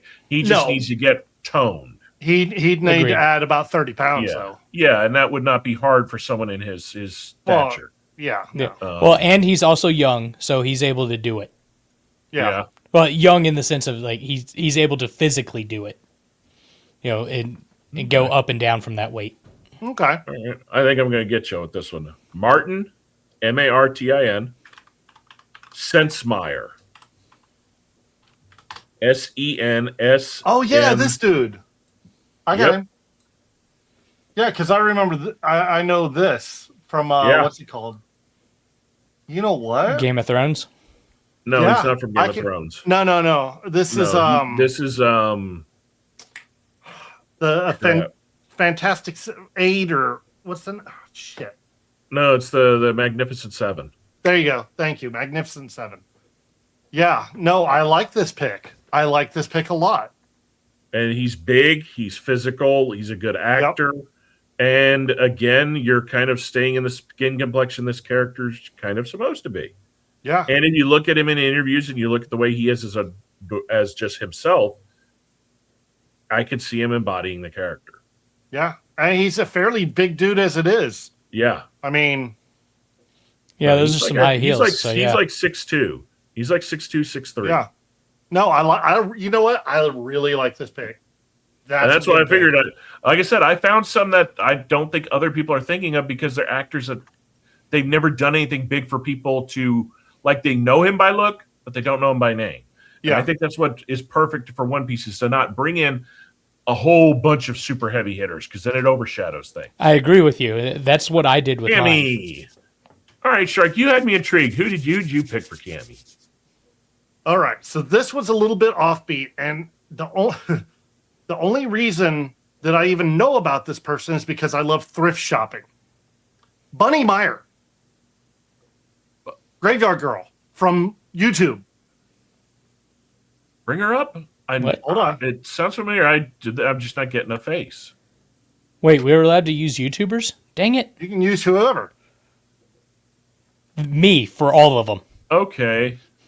She, I can sort of if see you it, ever yeah. watch her videos, she is very bubbly, chaotic. Like Okay. she You're on fits the the right character track. good. Yeah. She Okay, fits you're the on the right character really track. good. My other pick for this, if you wanted to go a little more mainstream, was Emma Myers. Which is my pick Yeah. because of the character she plays on Wednesday. Yes. That's exactly the same. This girl, though, I think could do some of the facial expressions without makeup or CGI. It's just This the question of can she act in a professional setting of a show or a movie? That's where it gets, because think about it. YouTubers don't have a great track record of that working out, even if they're really good at what they do. Because it's a Correct. whole different world. For what she does, she's good. Right. I think with the right direction, I think she could pull it off. And like I said, this was like the oddball one that I was like, okay, you know what? Wait a minute. And so, yeah. Okay. What'd you get, Walrus? Again, this one's not going to hit. This one was hard. I even made a little note being like, hey, kind of unsure on this one, guys. But I went with Sadie Sink. Okay.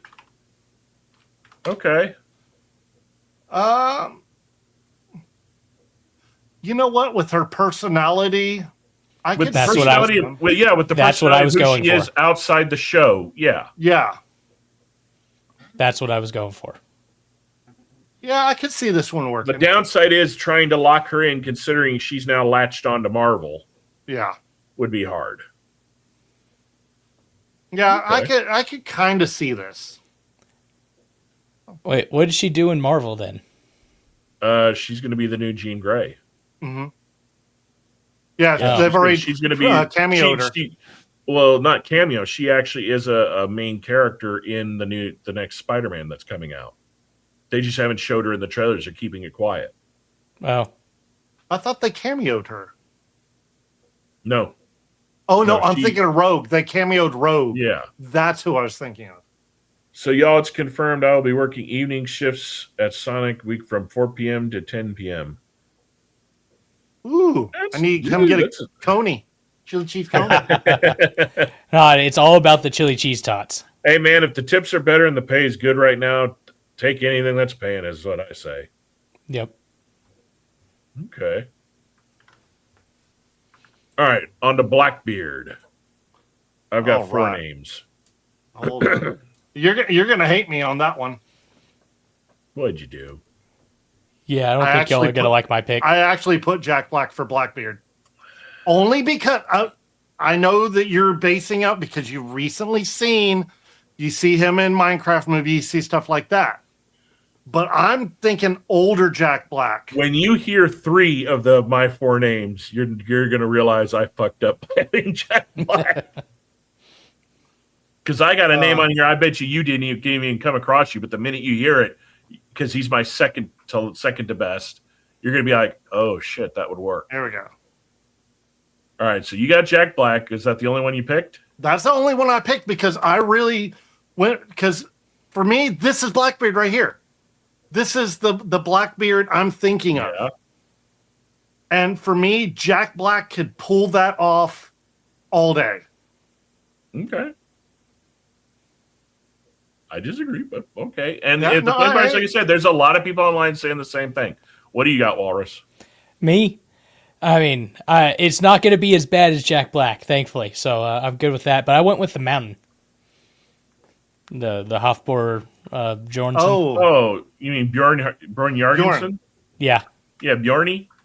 Mm-hmm. But I Bjorny forget how to can't spell act. his name. No, he can't. He can just sit there and miss You it. just shot You your need- face down in flames. Entity just said Danny DeVito.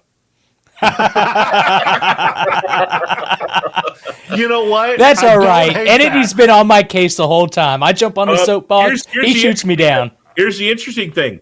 The cast of One Piece don't want him for Blackbeard, but they want him just because they'd love to work with him. You know what? I don't hate the idea. You just need to give him some stilts. You know who Danny DeVito would probably play a good job as? Who? Vegapunk. The actual Vegapunk. Not the clones. Okay. Yeah, I could kind of see that. Vegapunk is dumpy and short and goofy and kind of out of his mind because he split his brain into 6 fucking fragments. Yeah. However many clones there are, he split his brain. Hey, I'll still take the Mountain over Jack Black. Yeah. No, because this character, he can be zany, but a very ruthless zany. Well, Blackbeard is literally, he is murderous dark comedy personified. Exactly. But he's See, I didn't know about the comedy piece. I thought he was just a murderous fuck pirate. He's got some one-liners. Here's my bottom tier. So we're going to start with the bottom and go to the top. Luis Guzman. The current Gomez Adams. I just don't like him as a that's how but he looks it, but that's why he's on the bottom. Yeah, it's more they look and he can do. He also needs stilts. Yeah. True. Yeah. Some stilettos. Here's my wild card. Okay. Javier Bardem. No Country for Old Men. Because he can do comedy. He does really good at dark comedy. Yeah. He does do good dark comedy. Let's see this. Like I said, he's a wild card. Yeah, he's a wild card. Okay. If you want to go for someone who they'd have to blow him up. Yeah, if you want to go for someone who could theatricality pull off the role, basically this is my second pick, Ian McShane. AKA Odin himself.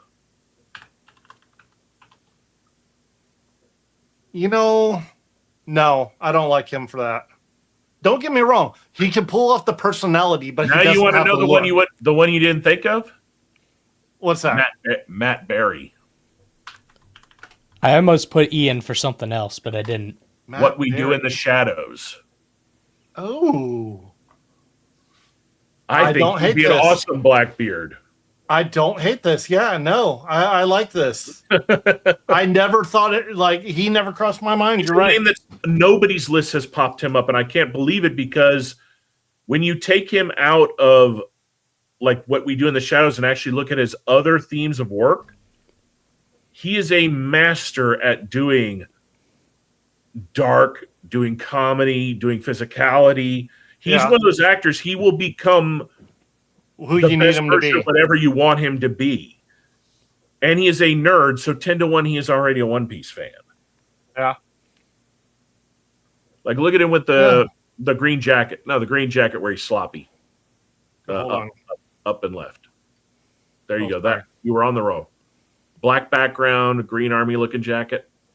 That's tan, sir. Or whatever. It looks green from here. It actually does look green. Looking over here, yeah, it does look green, but I'm see where he's more messy? Yeah. That's my pick is Matt Berry. I think Matt Berry would hit it out of the park.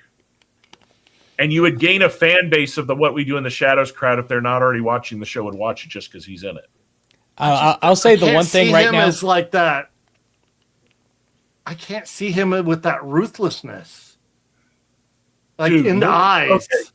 I will find you the IMDb movie where he actually plays a psycho.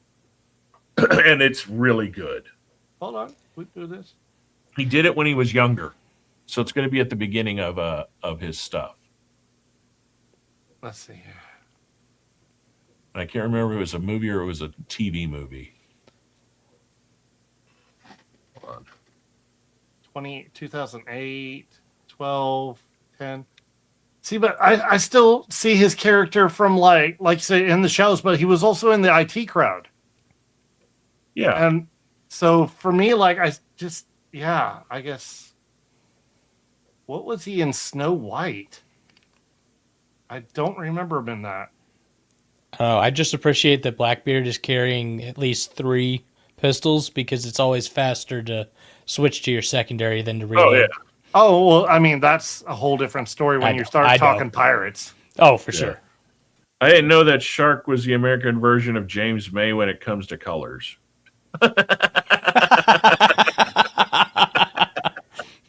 That's good. Oh, man. The Timu Thank you. James You know May, if what? you will. You know what? I will take that happily. Yes, I love Shark, James dress May. was blue and gold for you. What's that? Dress was blue and gold for you. You know what? It depended on what monitor I was looking at. That's the funny thing that was about that. It was all monitors. It wasn't. Yeah. The thing was off. All right, Lucky. Let's see what we got for that for everybody.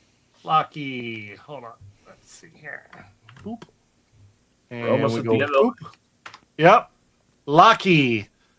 You know what really gets me is she just feels like freaking Chi-Chi. She's the One Piece Chi-Chi. Yeah, but deadly. Yeah, Like Well, deadly I for mean- the get-go. Chi-Chi didn't get that way till later on. exactly. I'll go first on this one, y'all. All right, I didn't what you have got? one. I didn't have Alrighty one. then. I could not find it. I got one for you. Who? Julia Jones. Okay, I could see it. I genuinely think she could pull that off because she can. Okay. She can also do that whole like fierceness. Yeah. Nope, not trying to add that to a board. There you go. Yeah. Are you there? There we go. Okay, I can see it. I think she can pull that off. She's got a lot of the structure, facial, and she can pull off the fierceness. So Oh, I don't know if Entity's trolling or I don't know. He's saying, something funny? Omni-Man's suit in Invincible is blue and red, not white and red. I think he's trolling. I think you got to be trolling. Okay, type in Devery, Devery, Jacobs. Yeah, right there, top. Yep. Okay. You know what? Reservation Okay. Dogs. Yeah. I think she maybe she was in wasn't she in no, never mind. I was thinking the girl from Okay, he's actually saying he's not trolling. The character of the creator said it. Huh. So is it something that Amazon changed the colors? Because I don't remember the comics at all. is it like China where they changed all the blood to white and just made it horrible? Or Who a great knows? comedy? And my main pick is Karen.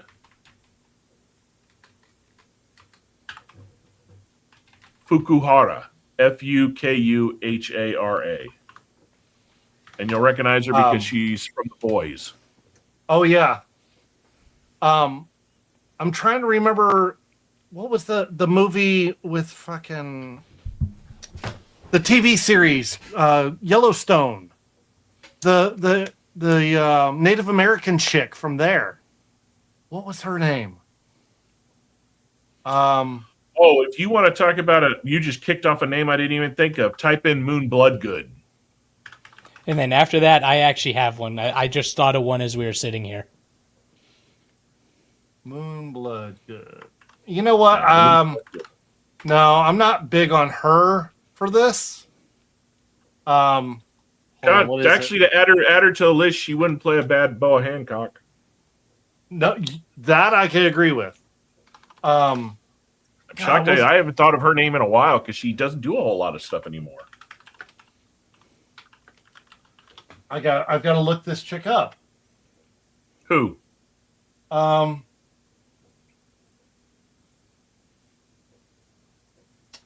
The son's wife from Yellowstone. Is it this chick? Here we go. Yeah. I didn't think about this till just now, but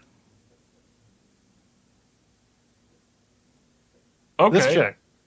Yeah. No, actually, damn. Yeah. Yeah, I could see her playing it. Actually, I think she's actually the better of all the picks. Yeah, I didn't think about it until we were just sitting here talking about it. But yeah, I think this would be It's been good. a while since I watched Yellowstone. Yeah. But Okay, let's jump to what do you got, Walrus? wait, yeah, I do have one because I was thinking of it here. Gina Carano or Carano. It's Carano. Yeah, It's Italian. with a G. Have you ever looked at her history? Nope, not really. So She's too big. She's too big for it. So the life path that Gina Carano picked does not match her upbringing at all. She is in her world an anomaly. She Really? decided to get into martial arts. She decided to be a fighter. She decided to do everything she did. Coming from a super, super wealthy fashion family. Really? Yeah, she grew up very rich and denounced and walked away from all of it.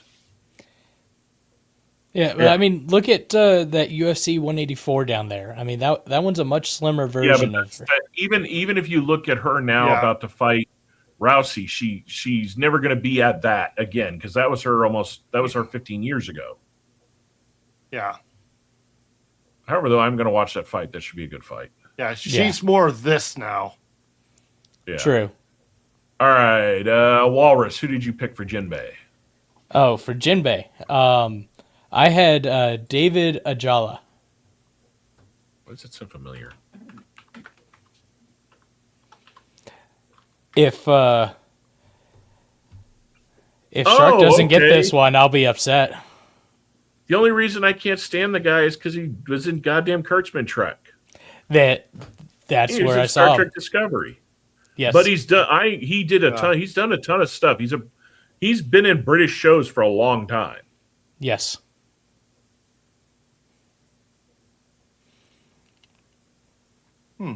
It's not a bad one. And I think he could do it, especially when you do the paint, do a suit or whatever it is. I think that the even the face structure I think could be pulled off there. Yeah, it's not a bad pick. Yeah. All right, what do you got, Shark? I didn't. This is one I didn't. I just couldn't figure anything out for. Well, it's Because the funny character's so funny unique. that he picks up a British actor and I picked a British actor. Who'd you get? Hey, me picking British is rare, guys. All right, blow up a picture of Jinbei. Put in your mind how Jinbei talks.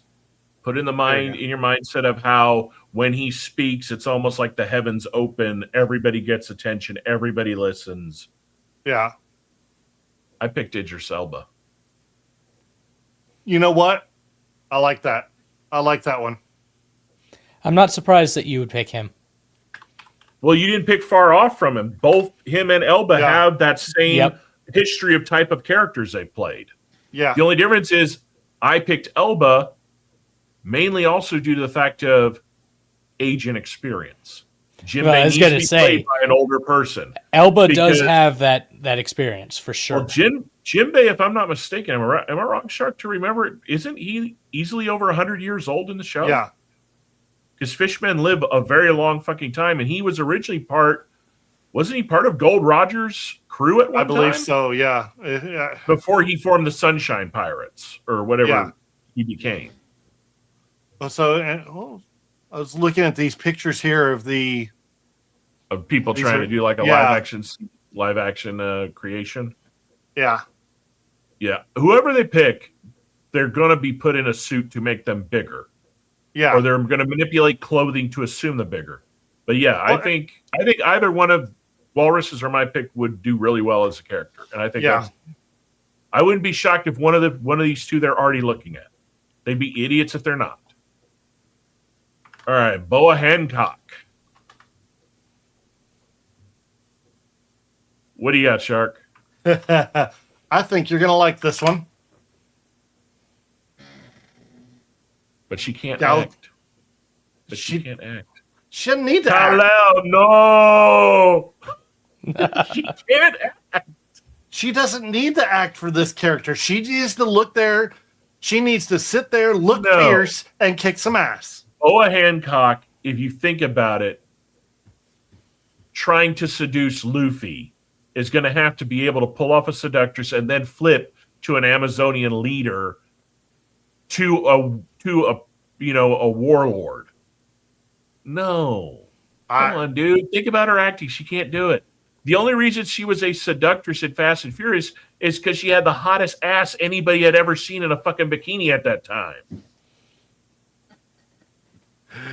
Oh, this is true. But Yeah, what do you you're say? not wrong about I that. think she Hold can on. do it.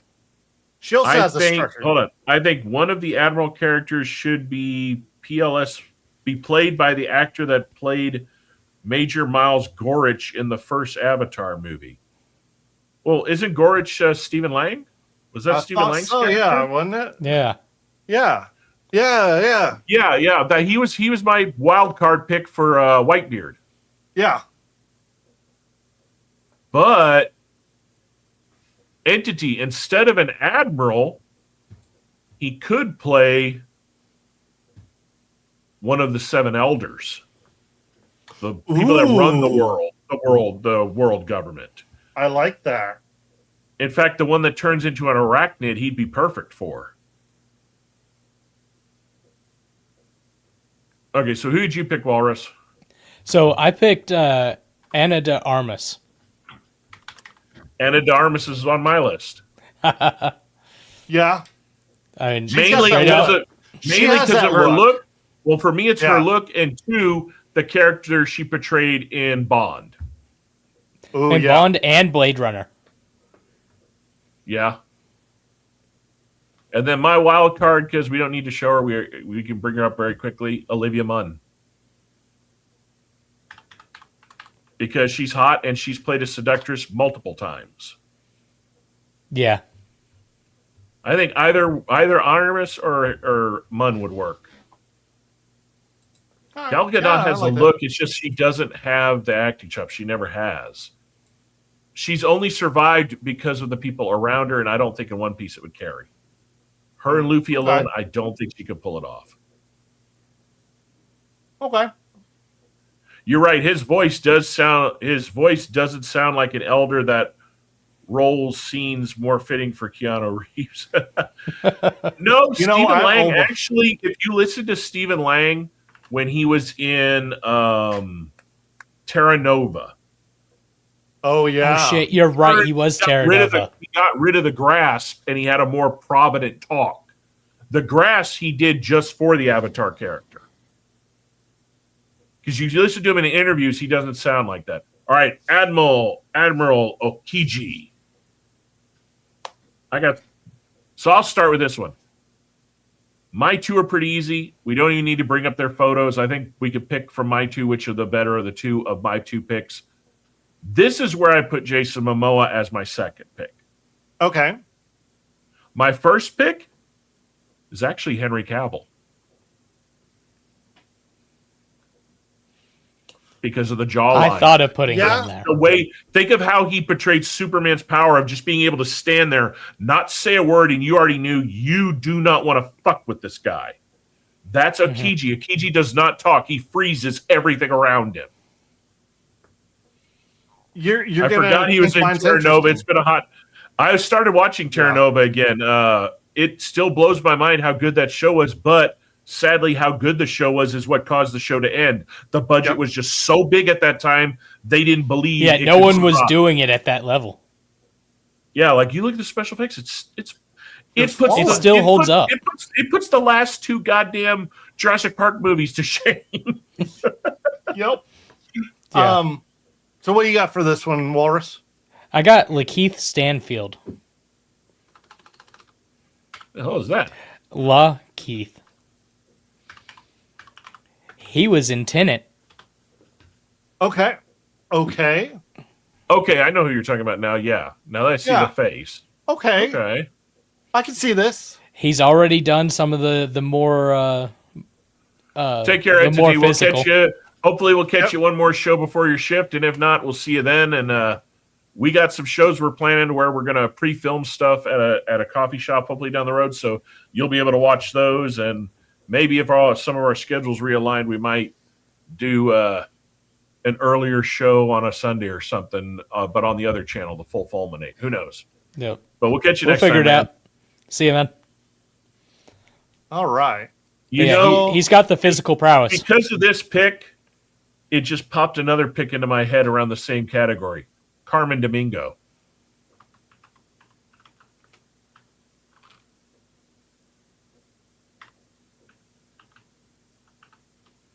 I can't spell today. No, That is that's not Carmen Domingo that we are looking for.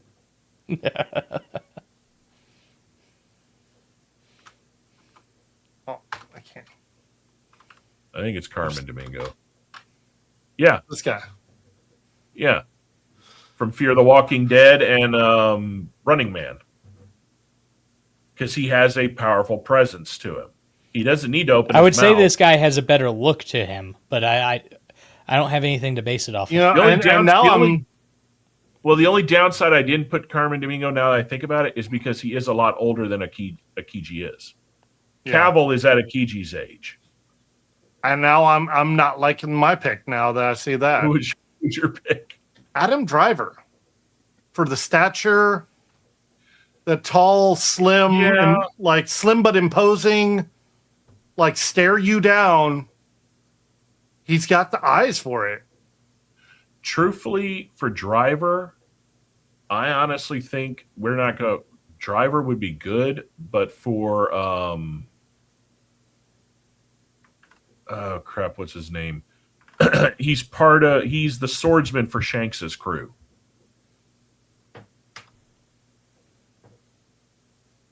I can't remember. Like he wasn't on the list because he's kind of a cider character. He's not a major one, but when he does fight, I could see Driver, especially because of how Driver, for as bad as the sequel movies were, Driver's fight scenes were good with the lightsaber. I will give him The man that. Well, put his effort into them. he put his effort into them. It just, I think the fact that you couldn't give a damn about that character to begin with is why you're not able to connect with those fights. He's done so many other characters. Just everybody always remembers him for Star Wars, but he's done other stuff. Oh no, He he's has. a phenomenal And- actor. He is a great actor. He's a great Yeah. public speaker. He does a lot of stuff. He does a lot of veterans outreach stuff as well. All right, All right. Trafalgar Law. What do you got, Shark? Danny Ramirez. Okay, I can kind of see it. I think he could A do little that bit. pretty good. Yeah, it could work. That the only one you picked, or Yeah, that's the only one I picked for that. I tried What to do you got, stick Walrus? one character. So me, this is my diversity hire. Justin Chien.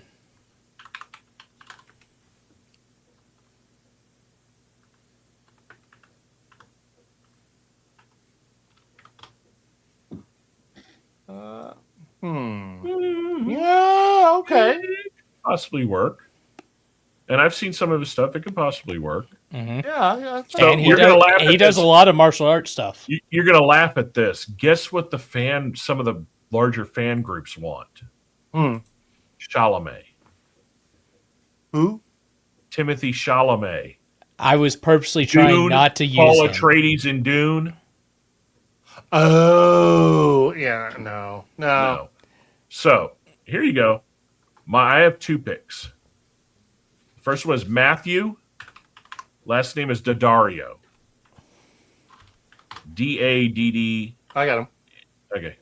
Okay. What's So he? that's- What's he's done? Oh God. You'd have to bring up the IMDb. Because I don't know.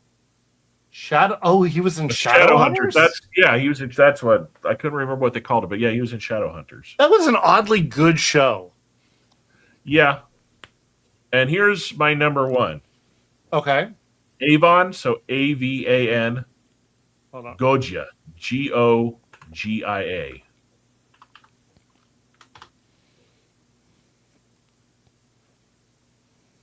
Okay. Tell me that does not look like Law. Oh no, it looks like him. It definitely this looks like guy- him, but That's who this was looks he? older though. Okay, look up his IMDb and you'll recognize a lot of things he's been in. I picked him because the characters he's played before, he can pull off the Gen Z version of House, and that is what Trafalgar Law is. Okay. Zombieland Double Tap. Looks like he's only done like second string movies. Yeah, he's not a major hitter. In Zombieland, he was the boyfriend that got them to go to the Kippy commune that they almost got killed at. I never watched Double Tap.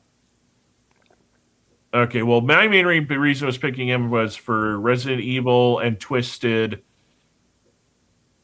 Okay. The guy's got chops, but he's one of those that he's never hit his big moment yet. And I think Trafalgar Law, he could knock it out of the fucking park. He's And not only got the that, look for sure. Yeah, well, he's got the acting chops too. He never played. Okay. He has never gotten a chance to play a larger role in anything he's done. But if you see anything he's in, you'll remember his character every time. He's just one of those type of actors. Okay. All right, Frankie boy. I already know I got the perfect one, so go ahead, guys.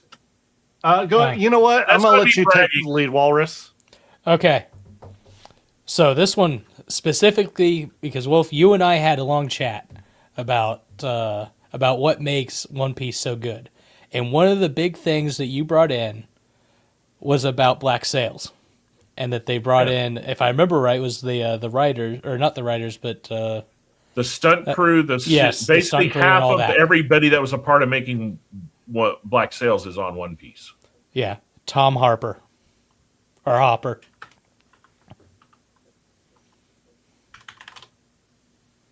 Tom Hopper, huh? And that's actually my number one pick. And not because of Black Sails, because of the character he played in Umbrella Academy.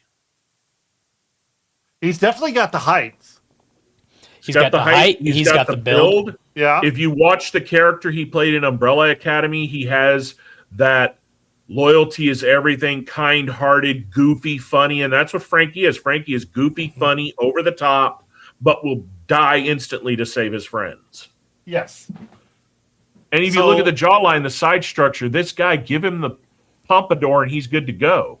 Yeah. That's it. He's ready to rock out the gate.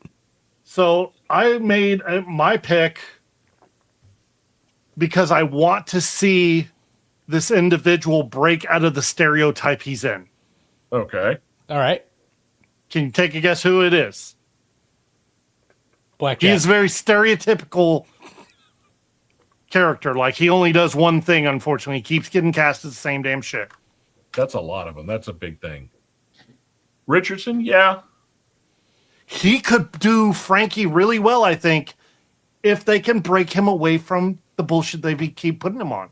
The problem is, would he do it because the fact of the conflicting, we don't know what type of contract he's under with Amazon to do Reacher. That's true.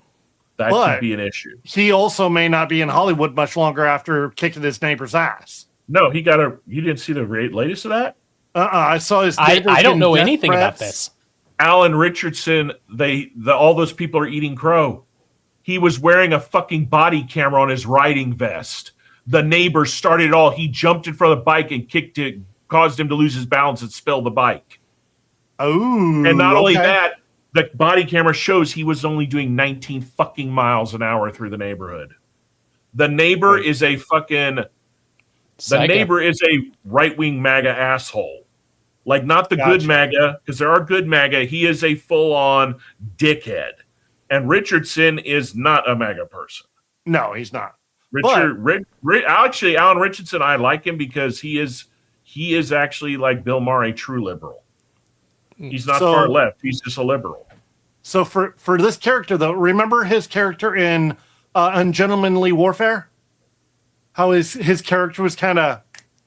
No, I'll do you one better. Blue Mountain State. I didn't see him in that.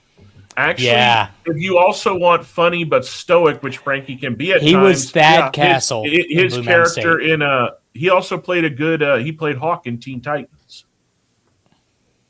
Oh, not Teen Titans, just Titans, because Titans. they dropped the teen when they made the show. Okay, here's my curveball one. Type in Brock. Okay. So Brock O'' Hearn Hurn. Interesting. Okay. Yeah. He's got the build, that's for sure. That was literally my second choice if I didn't go with Hopper. That's Okay. hilarious. I hate to do this to you, but especially with this picture. I don't know this guy, but do you remember that old 90s TV show Beauty and the Beast? You mean the With the lion face dude? Are you okay? Wait a minute. Are you talking about the Beauty and the Beast that Kristen Kruk was in, or the original one where it was Ron Perlman? No, not Ron Perlman. No, it was Ron Perlman. You're right. Yeah, Yeah, because it was him and Linda. It was him and Linda Hamilton. Yes. Yeah. Yes. That's what I see right here. No, I think honestly, Richardson's not a bad pick, but I think Hopper. Like, did either one of y'all watch Umbrella Academy? I mean, no, I didn't snippets. finish it out. I watched like the first 2 seasons. Just watch the first 2 episodes again. Like the scene when the get to where the family members finally get together in the house and he starts playing music and dancing, and you will see Frank. Like if you watch any scenes with Frankie, you'll see Frankie and Tom Hopper. Okay. I really think he would knock it out of the fucking park. Richardson is a stretch, but also too, it's just this guy I picked solely because of the physicality and the size. You wouldn't have to really do much to him. Same with Richardson. Hopper would need to get back in.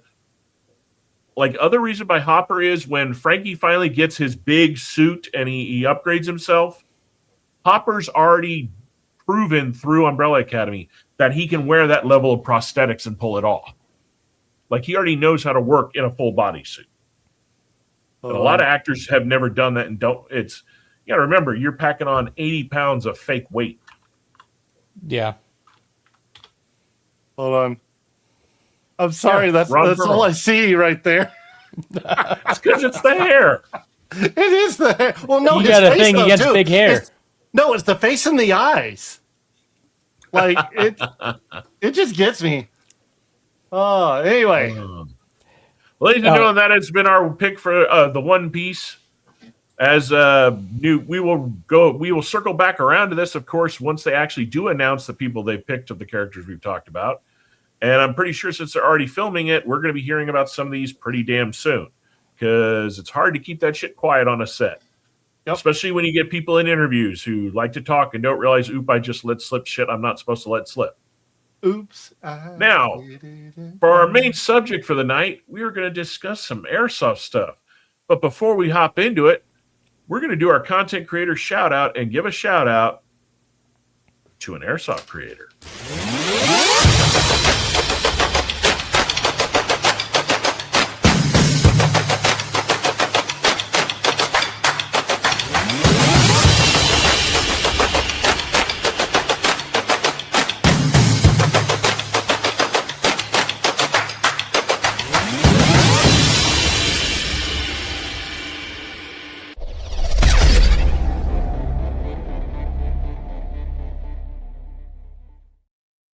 All right, our content creator spotlight for the night is none other than Swamp Chris. Sniper. Good old Chris, the owner and operator of the largest, most amazing airsoft field in the United States of America, Ballahack. This man has mastered the art of the airsoft LARP.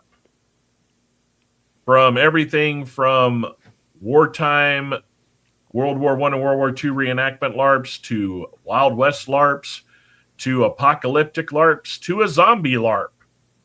They are doing it all and now are in the process of self-funding and crowdfunding, expanding the field to heights the U.S. has never seen on what an airsoft field can be, because Lord knows this man's got enough fucking land to do it on. Yep. So if you never checked him out, ladies and gentlemen, go ahead and check him out. It's fun videos.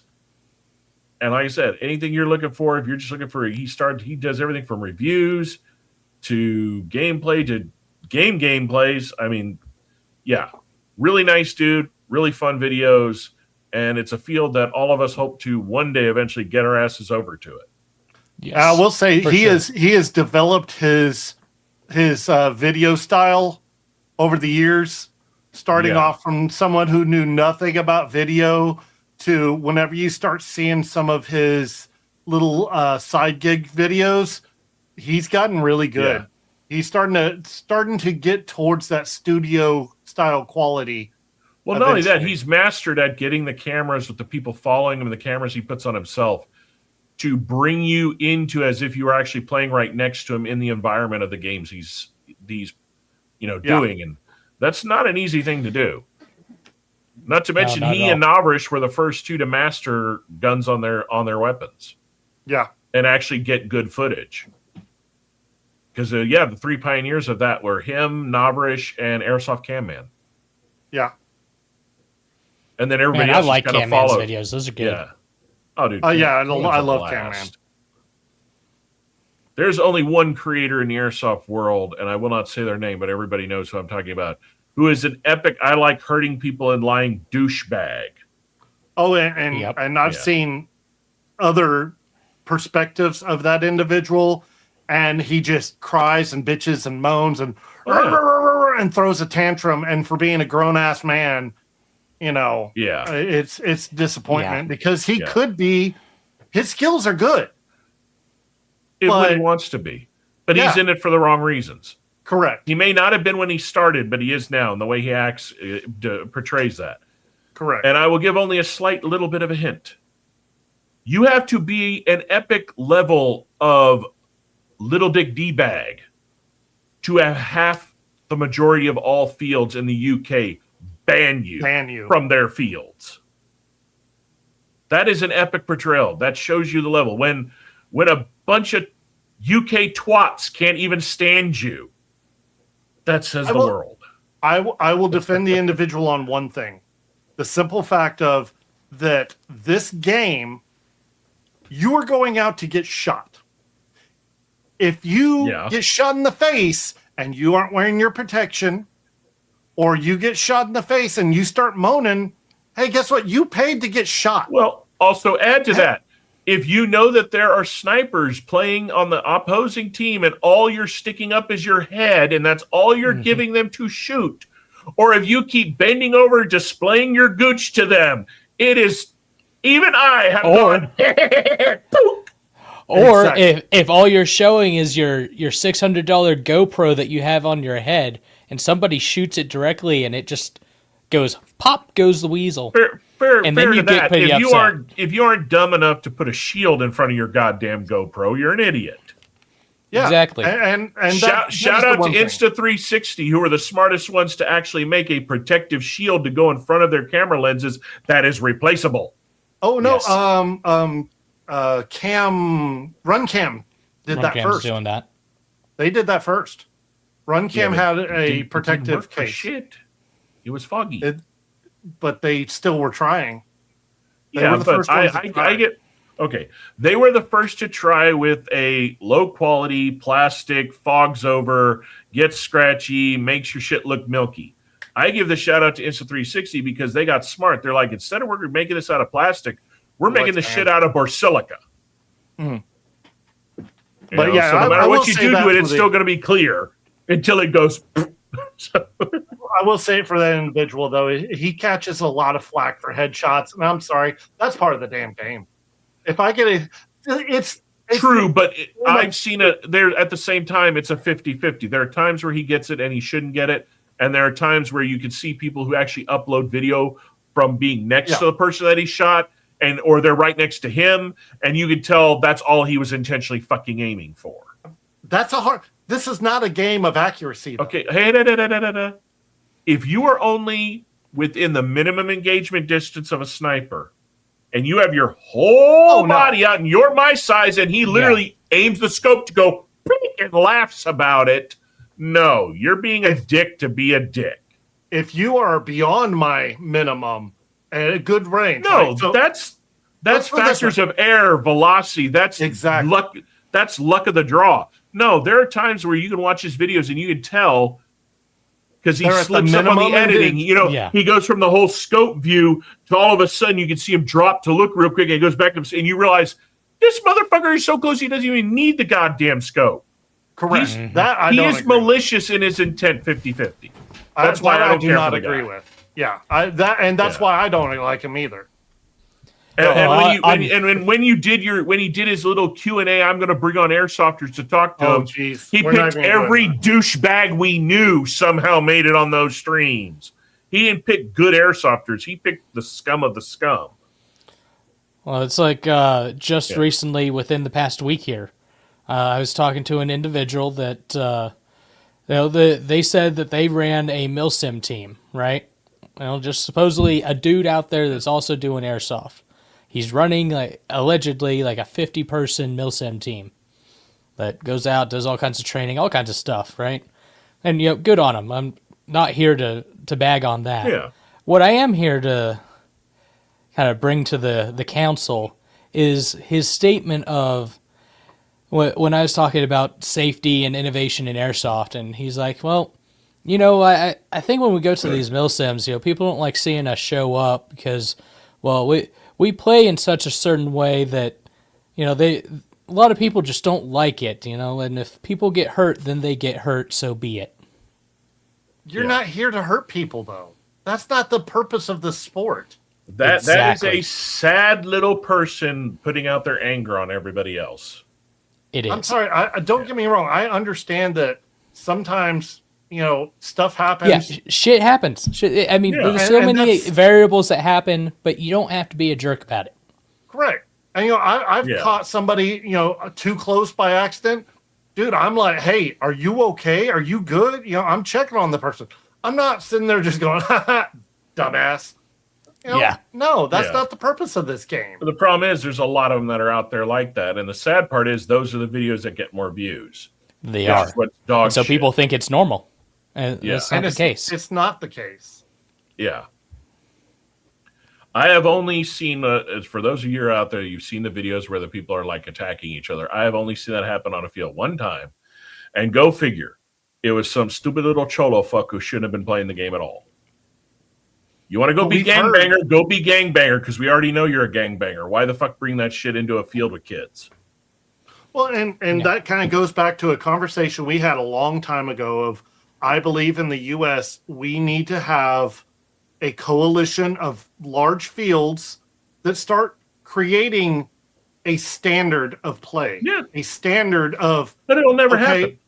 It won't. And that's what's sad. But the UK case in point, did that my dad in 85, maybe 84, had gathered together 5 of the biggest martial artists in Texas.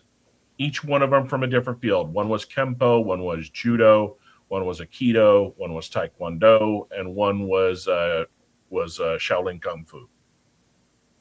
They wanted to start a coalition of martial artists for free, that their sole purpose was to unify all martial arts, so that way they could start weeding out these schools who were total fucking bullshit, that were stealing people's money and teaching them bullshit.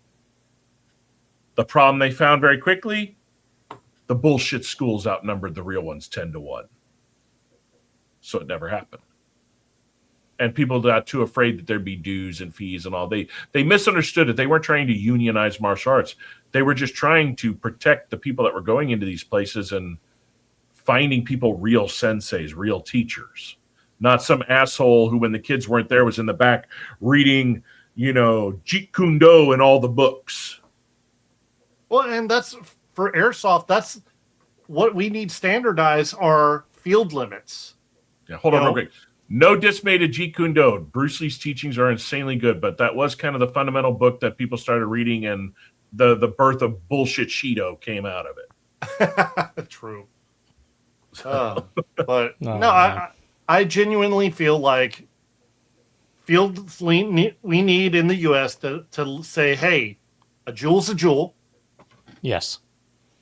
One, and most of the big names, 1.5 joules for a rifleman, 0 foot distance. You know how you could do it, and you would be forcing the fields. They wouldn't have a choice. You bring it to the attention of every company that insures a field.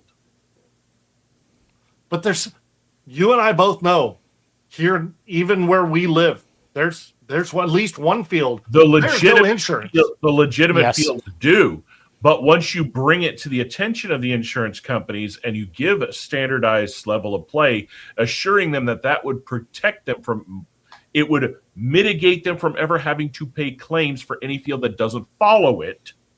Yeah, you got to boil it down to money. Once they do it, then you can realize, hey, you realize there's a lot of fields that don't have this, that you're not making money off of them being insured, and the state doesn't know enough of this to regulate it. Then the insurance companies will sick their hounds on the legislation end of it and say, look, you force paintball field, you gun ranges, paintball, all these places have to have insurance. Well, there's this little thing called airsoft. There's these little people out in places like and Temple that don't follow this shit, and even when it comes down to their construction of their buildings is a fire hazard. There's a way to make it happen. But at the same time, you're going to see a lot of fields shut down. But honestly, I think the ones that shut down deserve to be, because they shouldn't be in fucking business, period. And while we're at it, we need to standardize that FPS don't mean fuck or shit. Correct. It is a jewel. It's about the energy transfer. why I know I'm preaching to the choir here. Yeah, but for everybody else that's watching, it's about the energy transfer once it gets to you, not at how fast it comes out the muzzle. It's because Americans were stupid at things. You got to remember, they had a perfect European system called the metric, and we're like, we want our own. What the fuck is a kilometer? Yeah. So. A kilometer? Kilometer. But no, it all comes down. Yeah, everywhere else around the world uses joules. Well, and that's what it should honestly, if they were to get the big fields, the big milsim companies, all to just come together and say, hey, as an industry, this. And you know what the crazy thing is that if I remember right, the large milsim groups, the ones that are going all across the U.S., they actually are using the same joule limits. I mean, within slight variation. Correct. Slight variations. So your variations are on snipers and LMGs. Yeah. Because you've got three, but I really don't see a lot of mirror because we're in the South. And then the North mirror's bigger. Yeah. Then you also have the problem, too, there, where, say, even they have the same joules. Then they have the issue of classifications of weapons where they really should be. Yes. Like how many places we've messaged and said, hey, I have this PDW. Hey, I have this sniper. What are I do not see this on your list. Oh, we don't recognize that. It's like, well, every military force in the fucking world does, dumbass. Yeah. And well, I mean, that boils down to the individual companies, because that's what they are at this point. They're companies. They need to have somebody on staff that truly understands.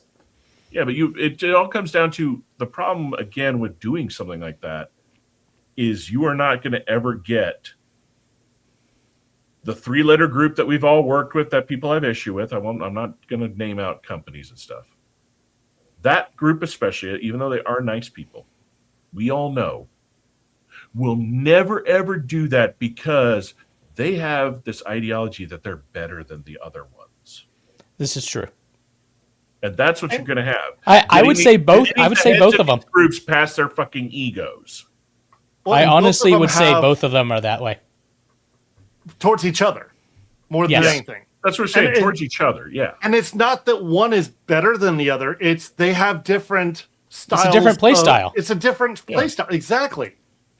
And if they could just recognize that, we can all move on. The best milsim group lost their milsim. But they were small. They were still kind of small. What they did with Conquest of Avalon was fun every damn time. The only thing that ruined it were the shitheaded teams from, sadly, this city that should have never been playing the game to begin with. Yeah. So not to turn people down to Airsoft. Airsoft is fun and Airsoft is great. But when you get to a larger scale, for the most part, teams are a fucking joke unless it's just you and a group of friends. When you get into these people that want to become elite, there is no fucking Airsoft other than Speedsoft that has any type of governing competition. That is changing. In the U.S. In the It is U.S., changing. yes. In Europe, Yeah. that's changing, though. There is a Yeah, but milsim style. I know I'm not counting Europe though. You But and I both that's know new. Europe could do it and it could take off, and it'll take a decade before anybody in this country ever does it because they're going to be sitting here going, smelling their own farts, going, "Oh fuck Europe." Yeah, pretty much. Yeah. But yeah, no, in Europe, they The just first person that would spreading the adapt world any of final. that would be Chris at Ballahat because he doesn't give a shit about all that. If he thinks it'll work and he thinks it'll make things funny, he thinks it'll get people in and it'll do its job right, the guy doesn't care. He'll implement it. He would be the easiest to get on board to doing something like this because I'm pretty sure the thought has already crossed his head because of how many people travel to him, bring out their weapons they use every day, and he's like, I can't allow this on my field. You know? Or the poor person has to change out a spring or readjust a regulator because of that. If you standardize it across the board, everybody should be able to go from one event to another, to another, to another, to another, to another field and never have to adjust a damn thing, except if you're doing HPA and you go into higher elevation. Well, Yeah, even I no, mean- because AEG, even higher elevations, it changes because of the pressure. Yeah, but Yes. if you know what I'm saying, if you make it in that perfect range, you can make it to where that one spring will be okay no matter where you go. The problem is people have to adjust because we're like, think about it. How many fields have you and I, Shark, over the years researched? And we're not talking like a 0.5 to 1 joule difference. We've seen fields where it jumps by 6, and that's just stupid. It's like it shouldn't be that big of a deviation. Well, and so I was pulling up because we were talking about it, pulling up Ballahack's stuff, and his things are a little different than what we know as our standards. Because he's got rifles, SMGs, and LMGs all at the same joule, and on a 50-foot. I'm like, I don't know. What's the joule limit at? 1.64. It's a weird one. That's a weird medium, but I mean, it's like almost taking the average of like what those limits would be other places. Well, not only that, Then, if you then think you're about it, given a 50-foot minute. Yeah, but hold on, think about it. You're running at a lower joule for running in the lower range for outdoors. You're also, if you think about it, that joule range is what most guns do out of the box. That's why he's doing it. I disagree. I disagree with that wholeheartedly. Yeah. Your standard rifle is sitting at about 1.4 joules. Yeah, 1.3, 1.4 joules is what they're doing. He's got riflemen. So for everybody out there who's watching this later, we have different things. So you have different classes. You have your pistols, you have your rifles, you have your SMG, which is your submachine guns, which are your little 9mm style full auto weapons. You have your LMGs, which are your big boy military grade M60s, Rambo style machine guns. Mark 46. And then, Mark 46. And then you have things like snipers, which we'll go into in a minute. An LMG, typically for what we run and what we're used to, runs at about 1.8 joules. And you have a minimum engagement distance, a med, of 50 feet. Yep. For your rifles, for most of what we're used to playing, is 1.55 joules. Yes. And that's a 0-foot med. So I can point blank shoot you with that. What's weird is because he has rifles and LMGs both at 1.64, which is right in between those two, and giving them all a 50-foot minimum engagement distance. The only thing you can 0-foot with him is a pistol. Or a shotgun. I can understand why he has the meds the way he does, because if you think about the majority of his field, other than the open areas, everything is clustered buildings. He's got 2 areas of clustered buildings. Not anymore, Bubba. He built shipping container buildings all over the place and broken structures. And he even has a maze built next to the courthouse building now. Let's see if the ever-loving Noah at all has updated maps. So, Here we go.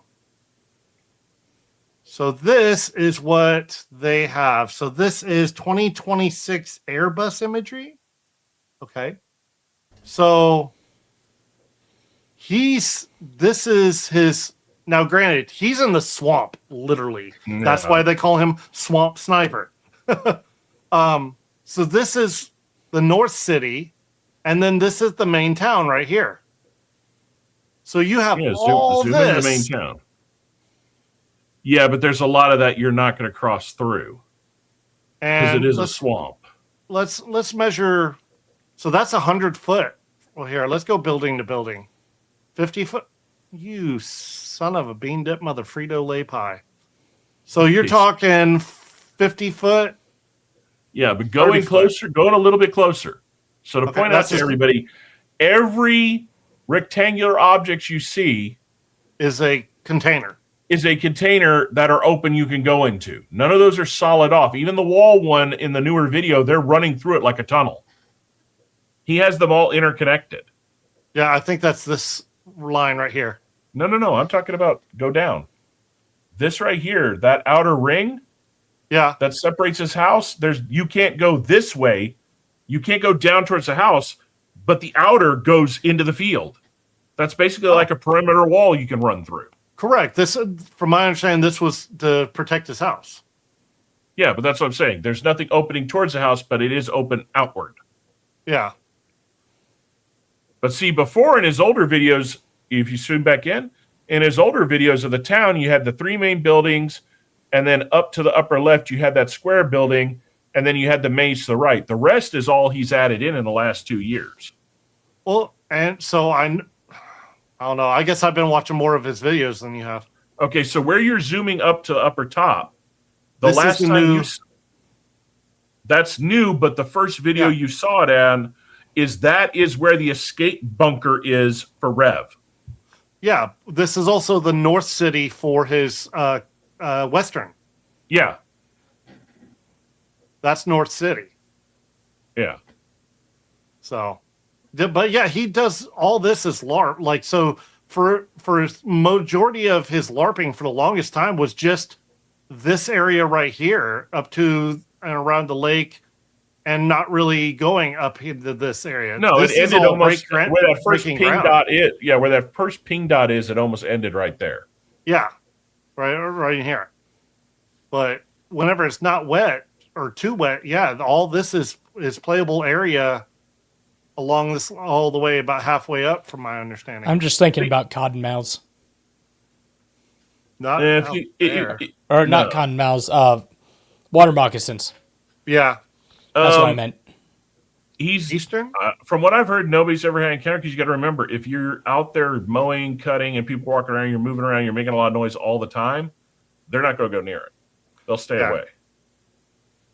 Typically, they will try to get away from you. What I was going to say, looking at all this and everything, his restrictions, like the way he has his rules set up, to me makes sense for what he's at, solely for the fact of all the years of watching his videos and looking in the forums and talking to people that have been there. He has a super high no injury rate. That would make sense with the rules I'm looking at here, because... And that's what you would want for rules. Go by somebody who has set a standard, who has had very little injury. Because let's face it. At the same time, I think you need a primary weapon that you can go 0 MED with. You can't force every Joe Schmo to go out there and carry a pistol when they get within 50 foot. Well, he does change those rules. He does change those rules. Shotguns, I mean, Shark just said... For the Rev events, shotguns and the levers, you can see them in the videos are allowed closer for the Wild West events, because none of the Wild West guns shoot. They shoot hot maybe once every 10th shot. The LeVar? The LeVar wouldn't be allowed. It's a modern lever. So the only levers that are allowed are the Wild West are repeaters. Okay, well, I'm saying that you should be able to bring a AR style platform or an AK style repeater. Like an AR style platform, an AK style platform, and be able to go 0 MED with it. Yeah, because he allows a pistol to go 1.49 joules, which most of my all of my pistols shoot under a joule. Yeah. But what's really interesting to me is another rule that he has: HPA rifles, gas CO2 revolvers, and non-blowback pistols must be chronographed with a 0.40 gram BB. See, that's fucking stupid, and I will stand on fucking business on that. And he's saying that kind of this shit makes due me to livid. joule creep. Yeah, because he doesn't fucking understand joule creep. So Flat out. In the same way, and I'm going to directly at them on this one. Fucking Evike in Houston, and they're in the field they have there. They say the exact same thing about HPA. When it's literally the reverse, and they drop you down when you're in HPA anything, they drop you down like at least a quarter joule, if not half a joule below AEGs. So here, let me do this. So people can understand what we're talking about here. This is a joule chart. And I know it's probably not that great on the screen. Because I'm looking at it now, I'm going, that's not what it looks like to me. So in the middle here is where I genuinely believe everybody should be chronoing as far as a weight. A 0.32 gram BB is a good standard weight for chronograph, I feel, personally. Because if you're running it, you're doing 1 joule on a 3.2, and you're running a pistol, everything below that is going to be less than a joule whenever you shoot. I've got pistols that I wouldn't run a 3.2 in just because it's too heavy for the machine. You know? But across the board, like, I don't understand why the FPS is listed even at this point. It's so inaccurate compared to the joule velocity. Yeah. I mean, the great thing about a joule, using a joule as a limiter, is that it doesn't matter what BB weight you use. You could go all the way up to a 6.2, which is, as far as I know, the heaviest available, non-glass, non-metal, like bio-safe plastic BB that is available on the market today. You can go all the way up to a 0.62 gram or all the way down to a 0.2. I'm not even going to mention 0.12 because that's nasty. We're not going there. Yeah, I know, right? I felt gross saying it. It doesn't matter where you are, so long as when you chrono, you have that weight BB input into the machine. That way, then it doesn't matter what it weighs. Well, and that's why, like I said, doing a standardized chrono with a 3.2 across the board, even if you start looking at, here's your 3.2, 1 joule, if I'm doing a heavier BB later, I'm getting a 1.13 for a 1 joule weapon, but you're never going to see somebody running a weapon that's going to be doing 1 joule. They're not going to run a heavier BB because they're going to lose velocity and lose distance, or not lose velocity, but lose distance because the machine can't fling the BB. It's a fine line of, you're always going to have those idiots out there who are trying to hurt people, especially indoor play, where they're like, okay, well, I chronoed with your 2.5, but guess what? I've snuck fucking 3.6s in because you're saying your fields only allows a 2.5, but guess what? I got these 3.6s. And yeah, those are people there who are trying to break the rules legitimately. And that's the type of people that fields need to be looking out for. And you know what? Hey, guess what? Whenever you come in and register, let me see your ID. Or if you're not old enough for an ID, hey, your parent is showing me their ID. Guess what? You're not allowed to play here anymore because you consistently break the rules. Well, I mean, we have to do that whenever we go to these mill sims when we sign up. Correct. Wolf, What? oh, you were oddly quiet. Because y'all tismed out, so I was just like, fuck it. Yeah, I know, it's I've never given a shit about Jules because I build my shit right to the field I'm going at, and I've never had to fuck with it. I've only had once where a gun they said they couldn't do it, and that was a shotgun at an indoor range because I put some experimental parts in it, and all 6 BBs came out at 2.6.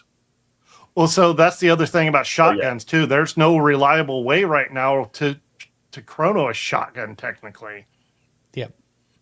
Because it reads the energy incorrectly. The minute we fired it, it was my first time actually firing it since I had fully assembled it. And yeah, it was at the field that doesn't exist here anymore. Mm-hmm.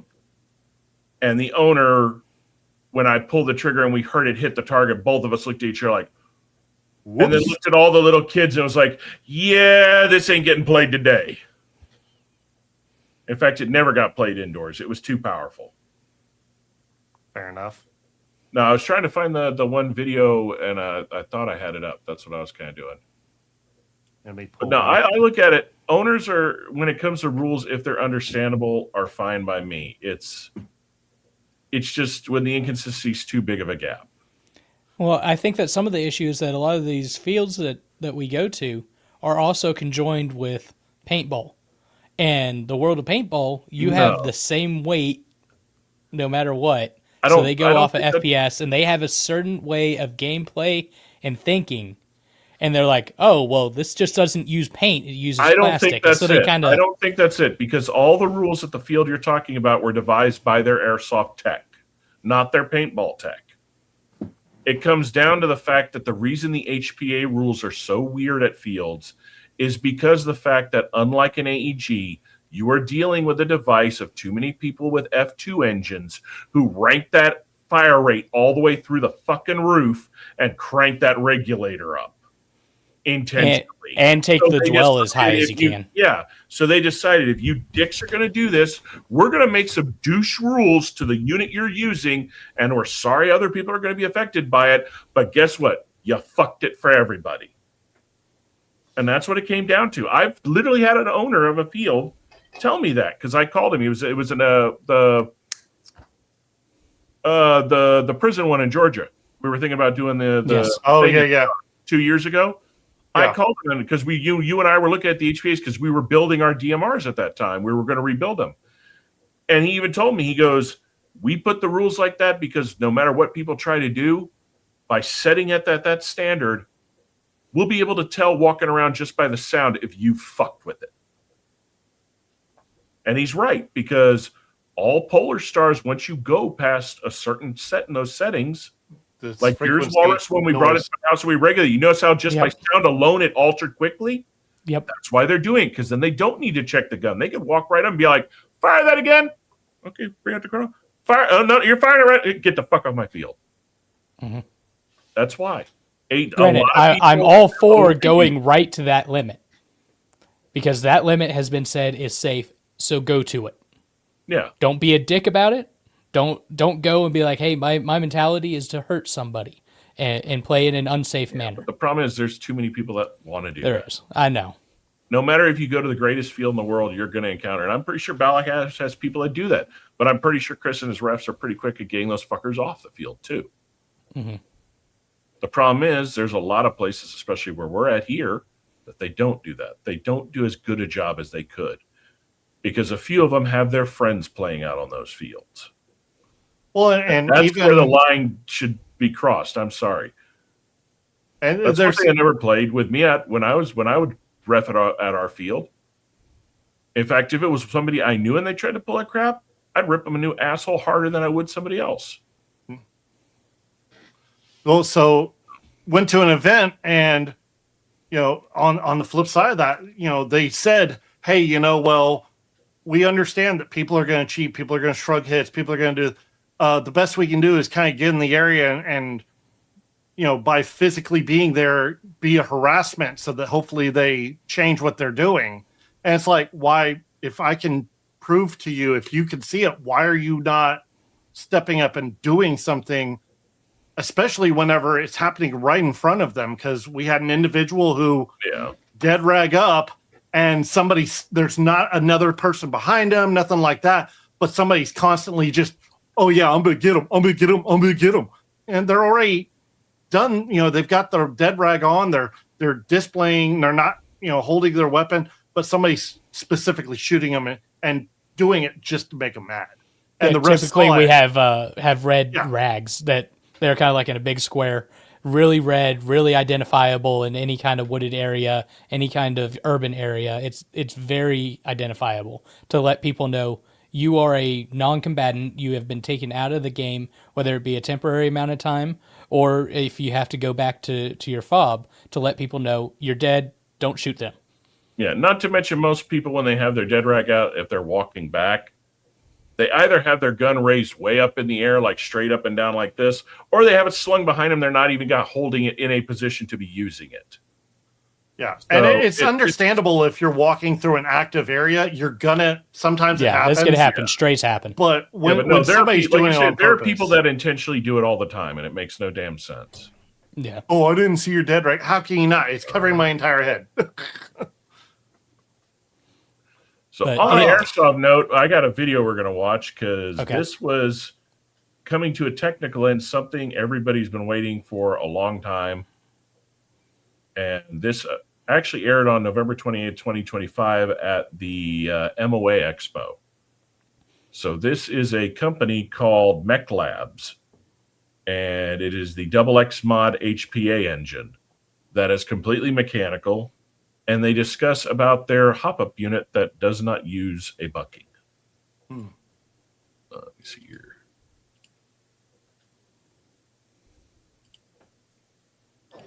How's it going? My name's John. I'm with Mech Labs, and we are a HPA company. We do mechanical HPA. This is our signature engine, the X-Mod. This is the second generation of our mechanical engine.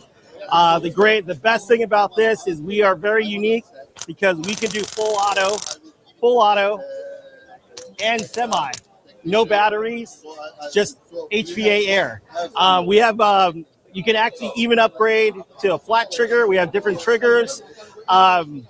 We have HPA regulators. We have a HPA regulator that comes out of the back of the engine like so. And all of our regulators come with a degassing system. So you can gas it off and pull no struggling. Which oddly enough, nobody else has fucking done yet. And you know what? That right there is huge because for people who don't know, whenever you're pulling the air off or you're pulling the regulator off, because of the pressure, whenever you're turning it, it starts to, over time, rip those threads and grind away at them. And eventually you have to buy a new pressure. Tank. Correct. So having a degas system, that's huge. Taking off the tank. Another good thing about our bolt system right here. So this is our Pro Bolt, which is in the X-Mod, and if you have an older Nexus, you can use the same bolt into this with the system. But the greatest thing about this that we listen to all of our customers is we have a adjustable nozzle. So stick the tool in there, and then you can adjust it out or in. So it'll fit like almost every hop-up out there. Wow. Our pride and joy for this event, we released our new Roto TDP. So this is our hop-up. It's like we always do something different. So this thing has no bucking. So what it is, we have a top dead piston. We call it TDP. So this piston has a piece of rubber that's connected to the piston, molded onto the piston. So there's no need for a bucking. Also, when you do install, very easy to install into your gun. So all you have to do is bring this all the way up, make sure you're clear down the barrel, and just put any barrel, put it in, and then lock it in with the clip, and that's it. Stick it in the gun, you're ready to go.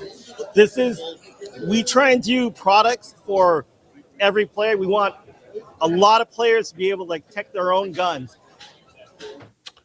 So looking at the specs of their hop up, the one thing I can tell of how they achieve that is not all barrels are going to work on it, because the outer diameter is going to have to be within 0.1 of the inner of that unit. Ooh. Yeah. So it is creating an airtight seal by the fact that you are going within a 0.1 mil of a deviation of each other. So I have a feeling most stainless steel barrels are going to work. I bet you brass are not going to like that thing. Yeah. Well, and I'm sitting here wondering because part of the reason you have a bucking when you're doing that is to hold the BB in place. It's got that feed lip whenever it comes up, and it's forced through so that you don't get double feeds. I'm wondering, like, I guess I need to look at their don't get system double. there. Okay, so the BB is going up in their system. Yeah. But their tube has a slight concave that forces the BB to create pressure on their piston system that's already pushing down when the BB goes in. Okay. So but what's holding it on the the bottom? The actual concave. Oh, okay. So it's creating a double lip, and their piston thing is like a V capturing the BB right here. So it's like that, putting pressure down on the bottom. So when the air releases the piston, the pressure causes the piston with enough of force for the piston to release a little bit to create the spin from the nub that's on it. And then basically as the BB goes out and the next one comes up, that piston slaps back down on it. I could see that being good for indoors, but not really for outdoors. I don't know. If it seals as good as they're talking about, and the nub is as big as they're talking about, and it's a true top dead center. Well, and it seems like that fling. nub is going to be disposable, essentially. That, like, you know, just like a bucking would be, because it's got that little rubber piece, and so now it's like after a certain amount of time, you now won't have the connection on it that you had before, and now instead of going up, you're going down. What destroys your bucking is the nub pushing through the bucking. So you're going to be replacing this probably just as much as you would a bucking. The difference is, I bet you, even if that's worn, it's still going to fire. Unlike when a bucking goes, you're fucked. I'm interested to get one in my hands, honestly. Yes. Oh, I am too. I want it and the engine. Do we know the price point? I can bring it up right now. I have the page up. So right now, Amped is the only one that has their stuff listed. So I haven't looked to see if they have.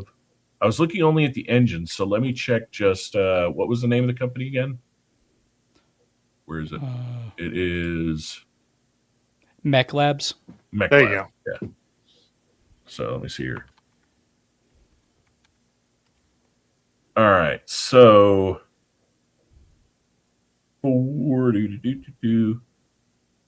the X mod, the Nexus M4V2 drop in. No, that's the Nexus. We want the X mod. The Nexus is the we want the Roto. Well, I'm looking at both.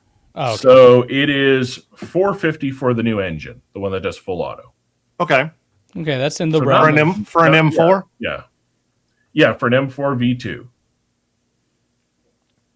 Let me see.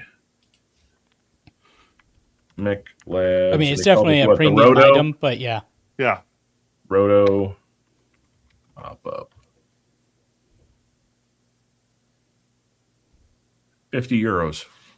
So about 55 US. Which is about what you're going to pay on a max unit right now anyway, without a bucking and a nub.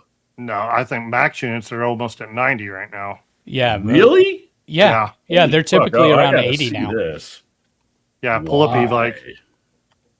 Why? And there's been no changes to the max ones. It's been the same thing. They haven't. Literally, buckings have upgraded more than the unit itself.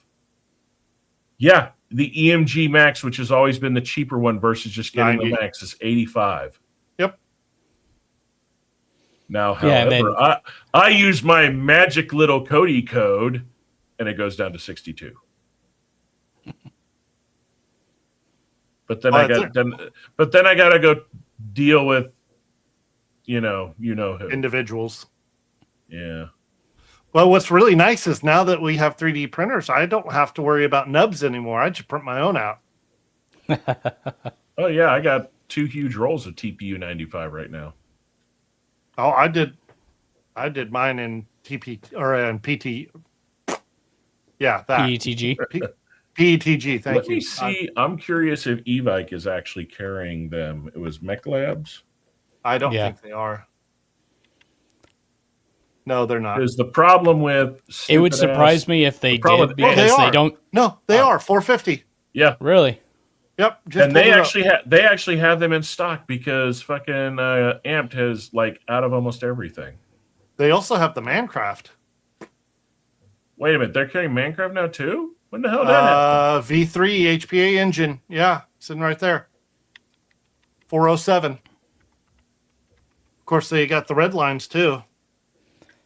I'm a fan Okay. of the red lines. So they've got the MechLabs X mod, the MechLabs Nexus.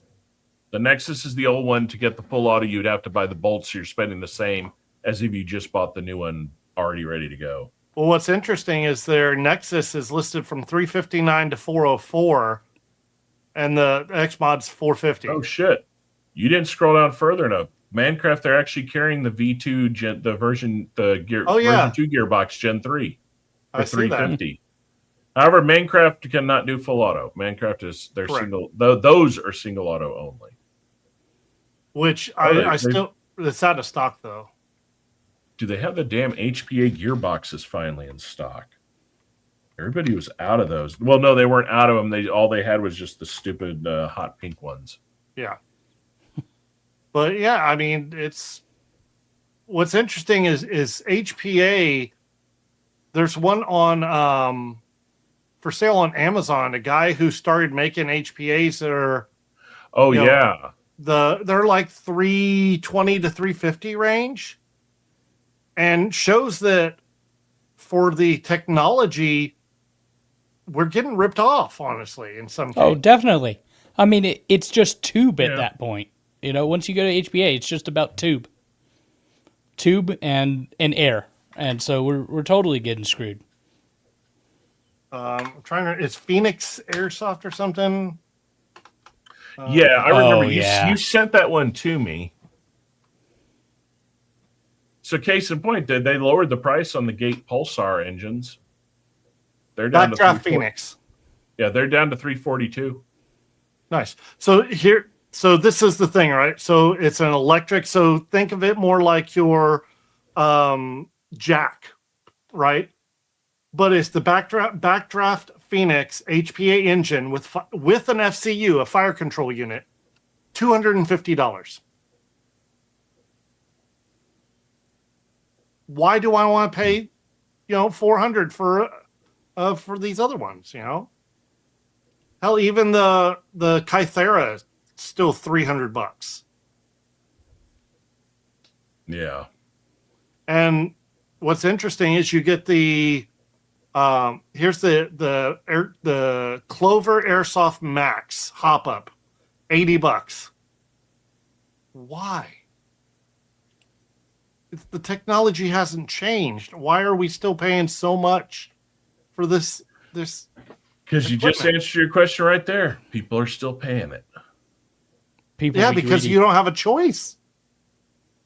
People always have a choice, but nobody ever does the right choice.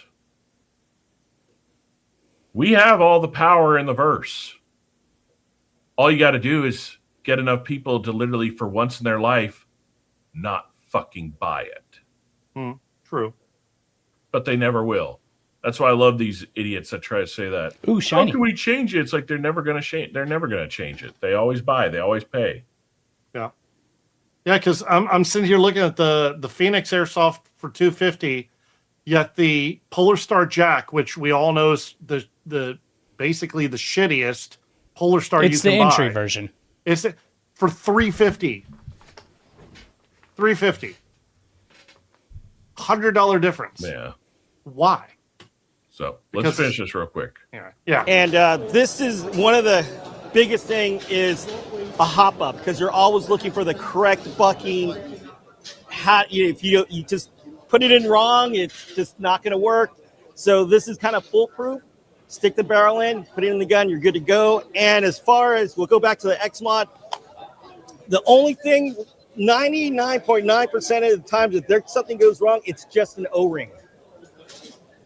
There's no solenoids to break. You don't have to like replace that stuff. There's no electronics. It just shoots. And the trigger pull is, if you've ever shot one of these guys, cool. do that later. Blows up on it. Very, very Blows the O-ring. sensitive trigger. You can use this on the Milsim field and definitely on the Speedsoft field. And I guess that's about it. My name's John Arquilla with Meglab. So in layman's terms, you can shoot like a real person, or you can fan like a fruit. I'm sorry, nobody looks good holding a goofy tank down here, stock out here, and doing like they're pretending it's the girlfriend they don't have. As you can tell, I got no real love for speed softers. Well, I mean, the idea of Speedsoft comes from the idea of paintball, though, which is where the finger roll comes but from. there was supposed to be a deviation between the two sports for a reason. Correct. Those idiots just didn't catch the memo.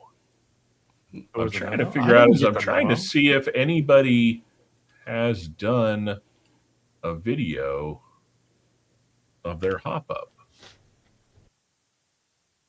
So right now I'm just seeing everybody talk about the engines. Weird, nobody's done a video on the hop up because everybody and their fucking brother is sold out of them.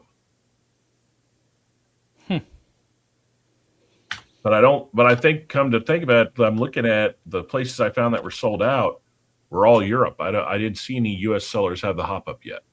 Maybe they don't have it yet. Well, it may be one of those that, remember, this video was in November. Most of those items didn't come out to possibly January. If they only came out in Europe, they haven't been really out in the world for long. The engines have, but the hop-up hasn't. True. So we'll probably see if the Evac's carrying it and they're selling, they'll carry the hop-up eventually. Yeah, I think we'll see it here probably around fall time frame, if not a little bit sooner. But speaking of fall and other things that are currently in the works, there's very little information that I can talk about with it, other than there is a smaller milsim company that is doing an event here in Texas that they just recently asked me to be faction commander. So Moondoggy will be my XO. Hopefully Shark here will be able to get off and get the time. He'll be my sergeant major, and I'll sick him on all the other players out there. They won't know what hit them. And we'll have a good time. I'll bring out the information as I know more, and hopefully we'll be able to see some of y'all out there. Well, that's interesting because I have something similar, but I already have a December time frame for mine. That's right. Your time frame just updated. Correct. Ours is we're waiting to get a little more information, but we have a solid date. But we are not, we're not putting information out yet for a location because we are working to get something nobody else has had here in San Antonio. Actually, here in Texas, none of the big names have had it. But until we are 100% secured, I'm not putting the information out there. But they want it. They couldn't get it. They want it big time. Yeah. But yeah, you're right. They couldn't get it. So. But that's that for now. Being San Antonio, that doesn't leave very many options. So, interesting. Well, that sums up our Airsoft segment. And we're going to, since we've been going for a while and some people have to work, let's hop into the trailers.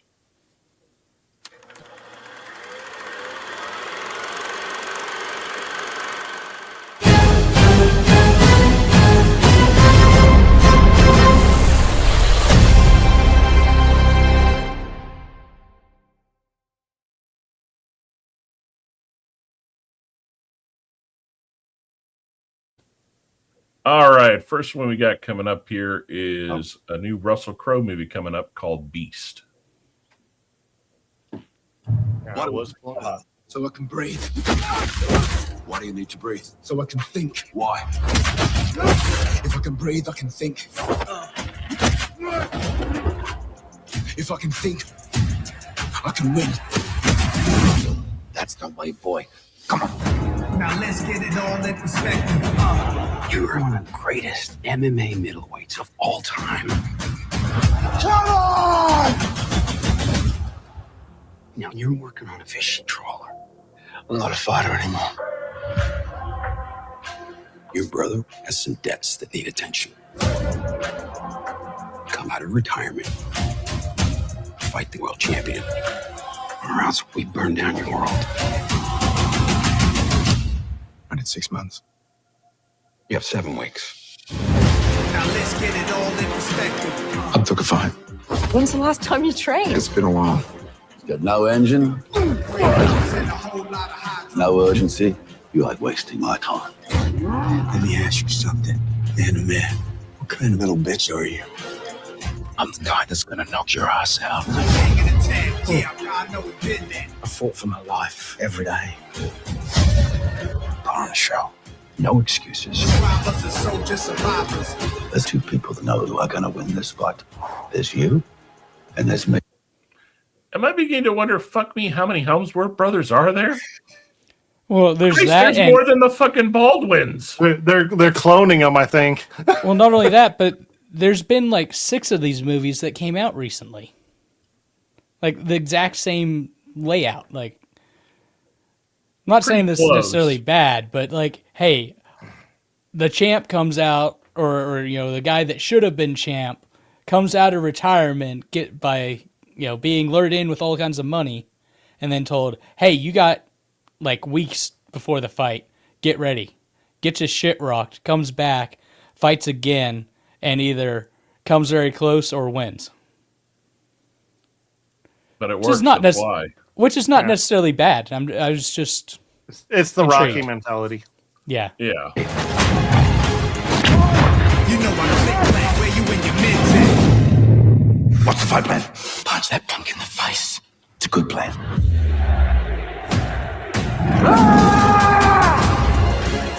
Yo, my move is real good. I lay you out, show you what still do. Monsters don't box my punch out of block. James out of retirement for the shot he never got. This fight is all about redemption. If I can breathe! It's always the nastiest. I can think! I'm a leader and last. Can he continue fighting? Get him, baby! If I can think! I'll show you what still do. And I can win!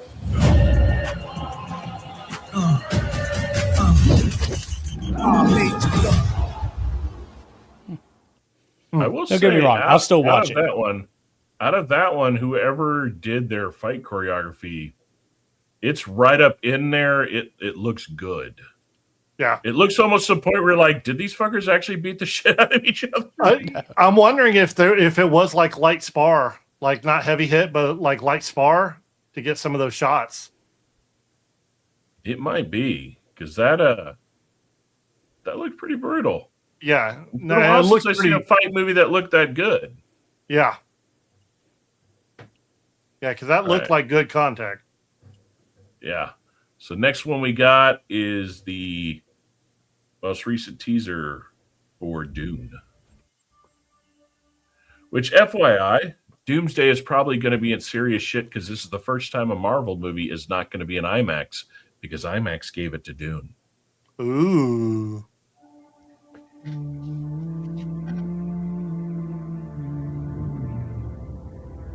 If we have a girl, what will we name her? Spoiler, she is a girl and she's fucking psychotic. You need to be strong, like her mother. Well, no, never mind. The first one was a boy. The girl was second. Yeah. It's a boy. I would name him Plato. It was his mom that had a girl and she was psychotic. Yes. Because she drank this spice. Of his grandfather. Which why wouldn't I ever learn that about the story that she drank the spice and the girl went psychotic? I thought this was like the writer of Dune's allegory for fetal alcohol syndrome. Damn.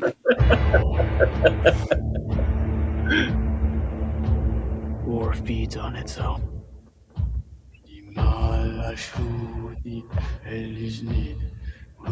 do like that these movies are going more into the religious end of them believing what the fuck he was. Because that makes more sense when they go into Children of Dune, why Atreides vanishes. Yeah. I agree. The best I can to protect my family.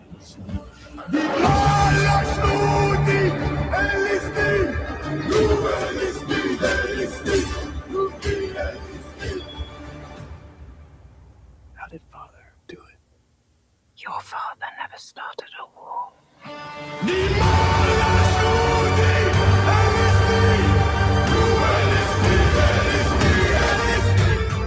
His father didn't take the Freeman to the stars.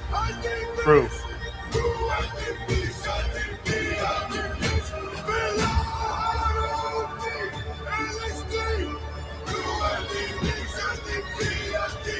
God, it just looks so goddamn. Like, the cinematography on these movies are so fucking good. They are. Afraid to die.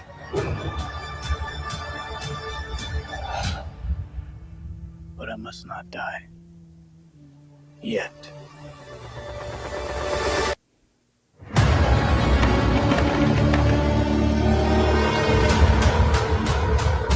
I need to go back and read these books again. Yeah. Yeah. No, it's like every one of these movies get just every aspect of it to me gets better. Like, it's not just the understanding of the source, it's just the look, the feel, the cinematography, the set choices, it's just good. This is what all cinema used to fucking be when they believed in putting out amazing shit. Yeah. The one thing I'll say, though, is that I think, having read the books, well, I shouldn't say all of them, but reading like the core ones, like I think up to 5 or whatever, that the movies do a better job than the books, because I believe that the writer gets too, focused on like, well, let's talk about the ecology of the of this weird, rare desert ant. Yeah. All right, cool. Now we're on the other side of the galaxy and we're talking about this other thing. And I get he's about the world building. When you're reading it, it gets too convoluted, in my opinion. As if you were seeing it, it makes sense. And I think that's what the movies are doing better. Well, okay, they do it better because they don't have the time to do that. But from someone who's read it, being someone who's read all the books, I don't see any difference in how he world builds than Tolkien did. Well, see, because if you start looking at Tolkien, though, he had a whole book dedicated to that was separate from the storyline. Yeah, that's what I'm saying. Dune, though, he's doing both at the same time. Yeah. And the little things he is describing do play a bigger picture the further you go in. Like, I'm trying to remember, because it was Dune, it was Children of Dune, and then it was Dune Messiah, right? Was the third? Yes. Or was Messiah fourth? Hold on. Gotta look it up. See, I could forgive it if it was like, all right, hey, this chapter in the same book is talking about Dune that. Messiah, Children of Dune, okay, God so Emperor of Dune, Heretics of Dune, Chapter House Dune. Yeah, because Children of Dune is the one where, if I'm not mistaken, the sun slowly becomes a worm. He evolves into something that's not human. I thought it was still akin to human. No, it goes beyond that, or it might be further. It might be the fourth book that it fully happens, because he is akin to human for a while, but then when he decides to let his sister run everything and separate from it all, he becomes a creature. Like, he's described as becoming a creature of the desert, not human. See, I thought that it was Paul that just like disappeared into the desert, and everybody thinks he's dead. No, he did. Yeah, he does. He disappears because he cannot through all his trial, he cannot get the Fremen to separate him from not being a god. He didn't like the piracy of it and the zealotry that everything had become. So he goes away. But when he returns because he feels the shift. He feels the shift, if I'm not mistaken. Something happens with his son that he feels a change in Arrakis. But then eventually Atreides dies. Paul dies. It's been a while. Yeah, sure that's what I say. I need to order I need to read them again. Yeah, But I thought it was I interesting. I was saying I thought it was interesting to show the zealousy. They have that like Haka style in the background. I was like, that's really good. The original movie never really showed that much. And then even the sci-fi shit, when the sci-fi did the miniseries of it, they didn't go into it that much. It wasn't until the second one, it wasn't until they did Children of Dune, did they go into it. But then they were showing it towards the kids because Paul had already left. Yeah. He had already vanished. And it was his sister running everything. And that's when she proves how fucking psychotic she is. Mm-hmm.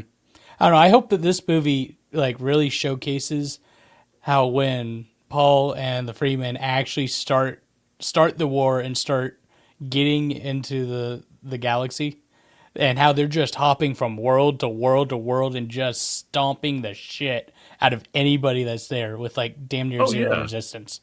Like I think that will be a very cool set of scenes. Well, I feel like that's also where like the whole Riddick series, I feel like they took strong purchase from that as far as definitely. Oh, they did. Without a doubt. Yeah. No, I like it just because this one is showing the little bit we saw in the second film. It's going more than the previous iterations, live action iterations of showing like the guerrilla tactics that the Fremen use. He was smart. He demoralized the Harkonnen completely, and in doing so forces the Emperor to show up and then demoralizes the Emperor, which is honestly why they killed his fucking father in the first place, because House Atreides was already more popular than the Emperor, and the Emperor didn't like that,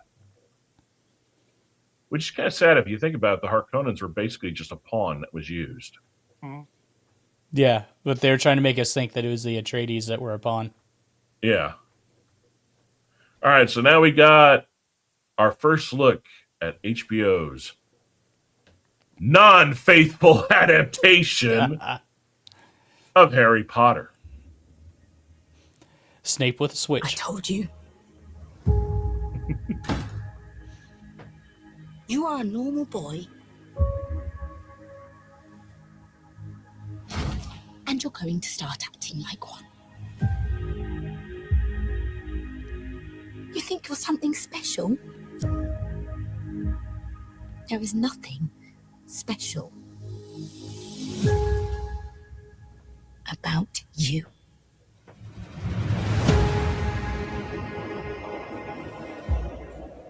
I've always wanted to know about my parents. Your parents were the kindest, bravest people I ever met. Okay, so somebody on another show brought this up, and since you've been there, Shark, when has a London Transit tube ever been that clean? In the factory. In the factory before it showed up in the tube. Don't get me wrong. Like, they aren't as bad as New York's by any means. Mind the gap. But it ain't that. But it's not. Yeah, not to mention like the seating's like weird. That's more of a train style than a tube. And clever. I'm not hating that. They stood up for what they yeah, believed I was about right. to say the same thing. All right. Recheck to what I was talking about. Right. I'm liking the look is good. I wish Nick Frost had tried to do something vocally. that is not the voice tone of a giant. No. Even if a giant is the most It needed to be kindest-hearted, deeper. there's going to be a baritone resonance to it, just because of the sheer size of the person's lungs. But I also get kind of where they're trying to stick with the gentle giant, so having a softer voice kind of but works for Frost the character. can do a voice. If Frost put on the same voice that he did as his guest appearance as Santa Claus in Doctor Who, it would have worked better. Because could he he lowered his maintain that? registered. I'm pretty sure. But could he maintain that? He's not causing a crack or distortion. He's just lowering his register. That's literally, instead of speaking from here, you're speaking from here. Yeah, you're bringing it down a little. Yeah, that's my annoyance with his Hagrid is the voice. I mean, it is looking pretty though. Well, they could have even done that post to make it level. Yeah, it's sound editing. The sound editor could have dropped it down. He could have taken that track and altered it if they wanted to. You will be in Hogwarts.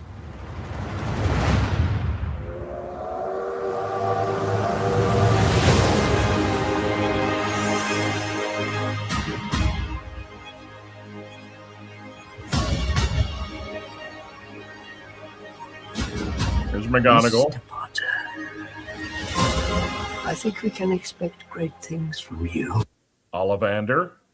Yeah, that Ollivander looks good actually, Yeah, that was a especially good with, choice. with I like the book. that. Well, I like the actor they picked too. Yeah, well, and in the book, Ollivander's not as old as the first one. Yeah. Like the core kids look good. Yeah. That's Malfoy, and he looks Yeah. like a twat. So they Yeah. did good there. Yeah, and the other ones look derpy enough. Yeah, Dippy, Drippy, and Dumpy. Yeah, Yeah, but who's that on the right? that's That's the chick that's always following them around. no. The Slytherin bitch. I don't remember there even being a chick that followed him around. I thought it was only 3. No, there's a chick that follows him around in the 3rd and 4th film. She just never has a speaking role. Yeah, And if I'm not mistaken, in the final movie, she's dead on the ground. yeah. I think she actually has a part in the book. It's been so long since I read these damn things, I don't remember all the little side characters. Let's see who That's some you good are. looking packaging.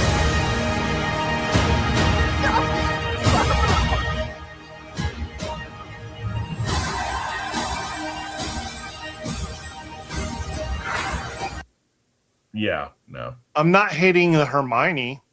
No, the But Hermione's him- good. Yeah. Yeah, the core That's what I'm 3 is saying. really good. The core kids are good.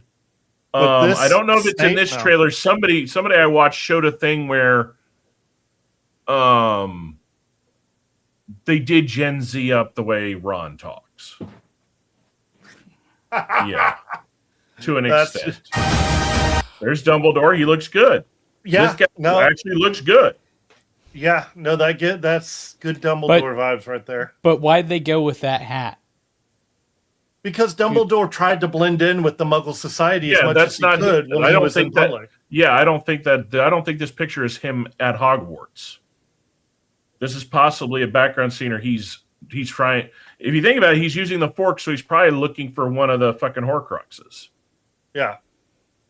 No, this is good. I don't hate that. Are you really Harry Here. Potter?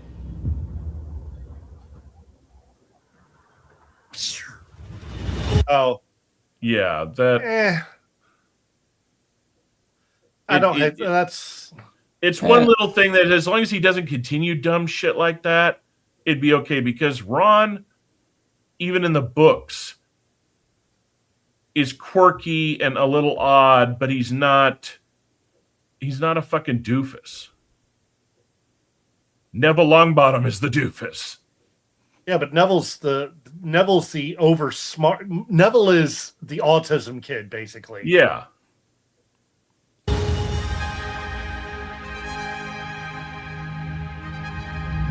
I don't know. I want to watch it. I'm still annoyed by the Snape pick, but Well, I'm glad they I kept still the wanna original watch it. title. Unlike here in the US where they changed it to the Sorcerer's Stone because they figured stupid Americans couldn't tell what a fucking philosopher is. Well, it was the Philosopher's Stones. Yeah. Anyway, that's some negligible. But I mean, I understand it because I mean, when you say philosopher, we think of basically just a teacher or somebody pondering, not the European way of, well, they could also be a sorcerer. Yeah, but it also changed the fact that if you type in Sorcerer's Stone, all you're going to do is get Harry Potter. You type in Philosopher's Stone, you get the actual lore of the stone that they used for the book, and Nicholas Flamel basically creating immortality. Yeah. Well, and I mean, did none of these people watch Brotherhood or any of the? You mean Full Metal Alchemist? Yeah, did they? None of them watch Alchemist. Apparently not. All right, so we got. Oh, might help if I open the window first. All right, let's see how much Sony hates us today. They shouldn't really bitch at us for showing this trailer too much because we're reacting to it. We're doing transformative content, you AI cunts. And on top of it, I'm not even watching it off of fucking Sony, off of the Sony main. This is off of the goddamn PlayStation 1. Oh, yeah, I've seen. And we should talk during this because it'll help. So, I mean, I already this one's good. See, I haven't seen it yet. This is already looking good. I'm going to start right here. He starts out sitting on it upside down. Well, first of all, Spider-Man would actually have his feet or hand at some point to be upside down. He doesn't attach the things through his butthole. At least not this multiversal version. He vapor locks. That's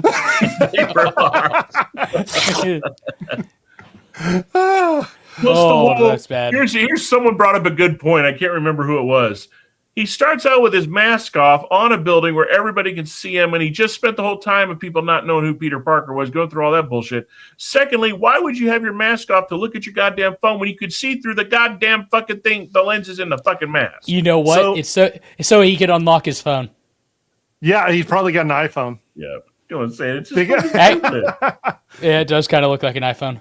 But I mean, he's also out on. He's not on a building. Oh no, that's an Android for sure.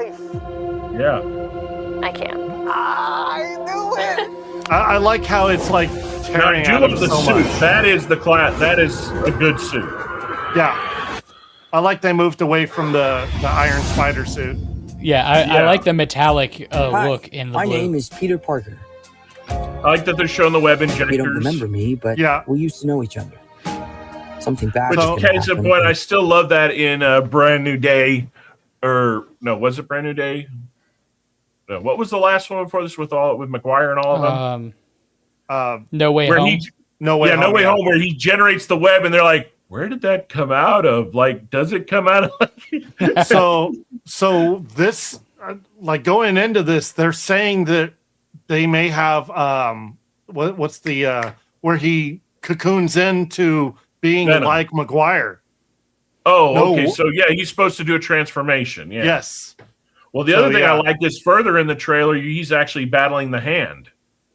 Yeah, he's battling the Hand, and I have a feeling that everyone forgot who Peter Parker was, but Ned did not forget that he was looking for, like, that he could do magic. That wasn't part of the memories taken. How much you want to bet he becomes Hobgoblin? Possibly. I'm wondering really which storyline they're picking because you've got him battling the Hand. In the little spoiler, because some of us have seen this trailer, there's Scorpion in it. Yeah. Mm-hmm. And then you got Frank Castle, and I'm wondering, are they somehow kind of intertwining Amazing Spider-Man 129, which was the first appearance of Punisher, because that's where Spider-Man was basically framed for a murder or something. I don't remember. It's been a long time since I read it. And Frank Castle goes to actually kill Spider-Man. Well, I mean, until he realizes he's being played by somebody else. Well, I'm wondering if they're going. Go ahead, Walsh. Sorry, if they're going to go the kind of a different route and go with the Iron Fist.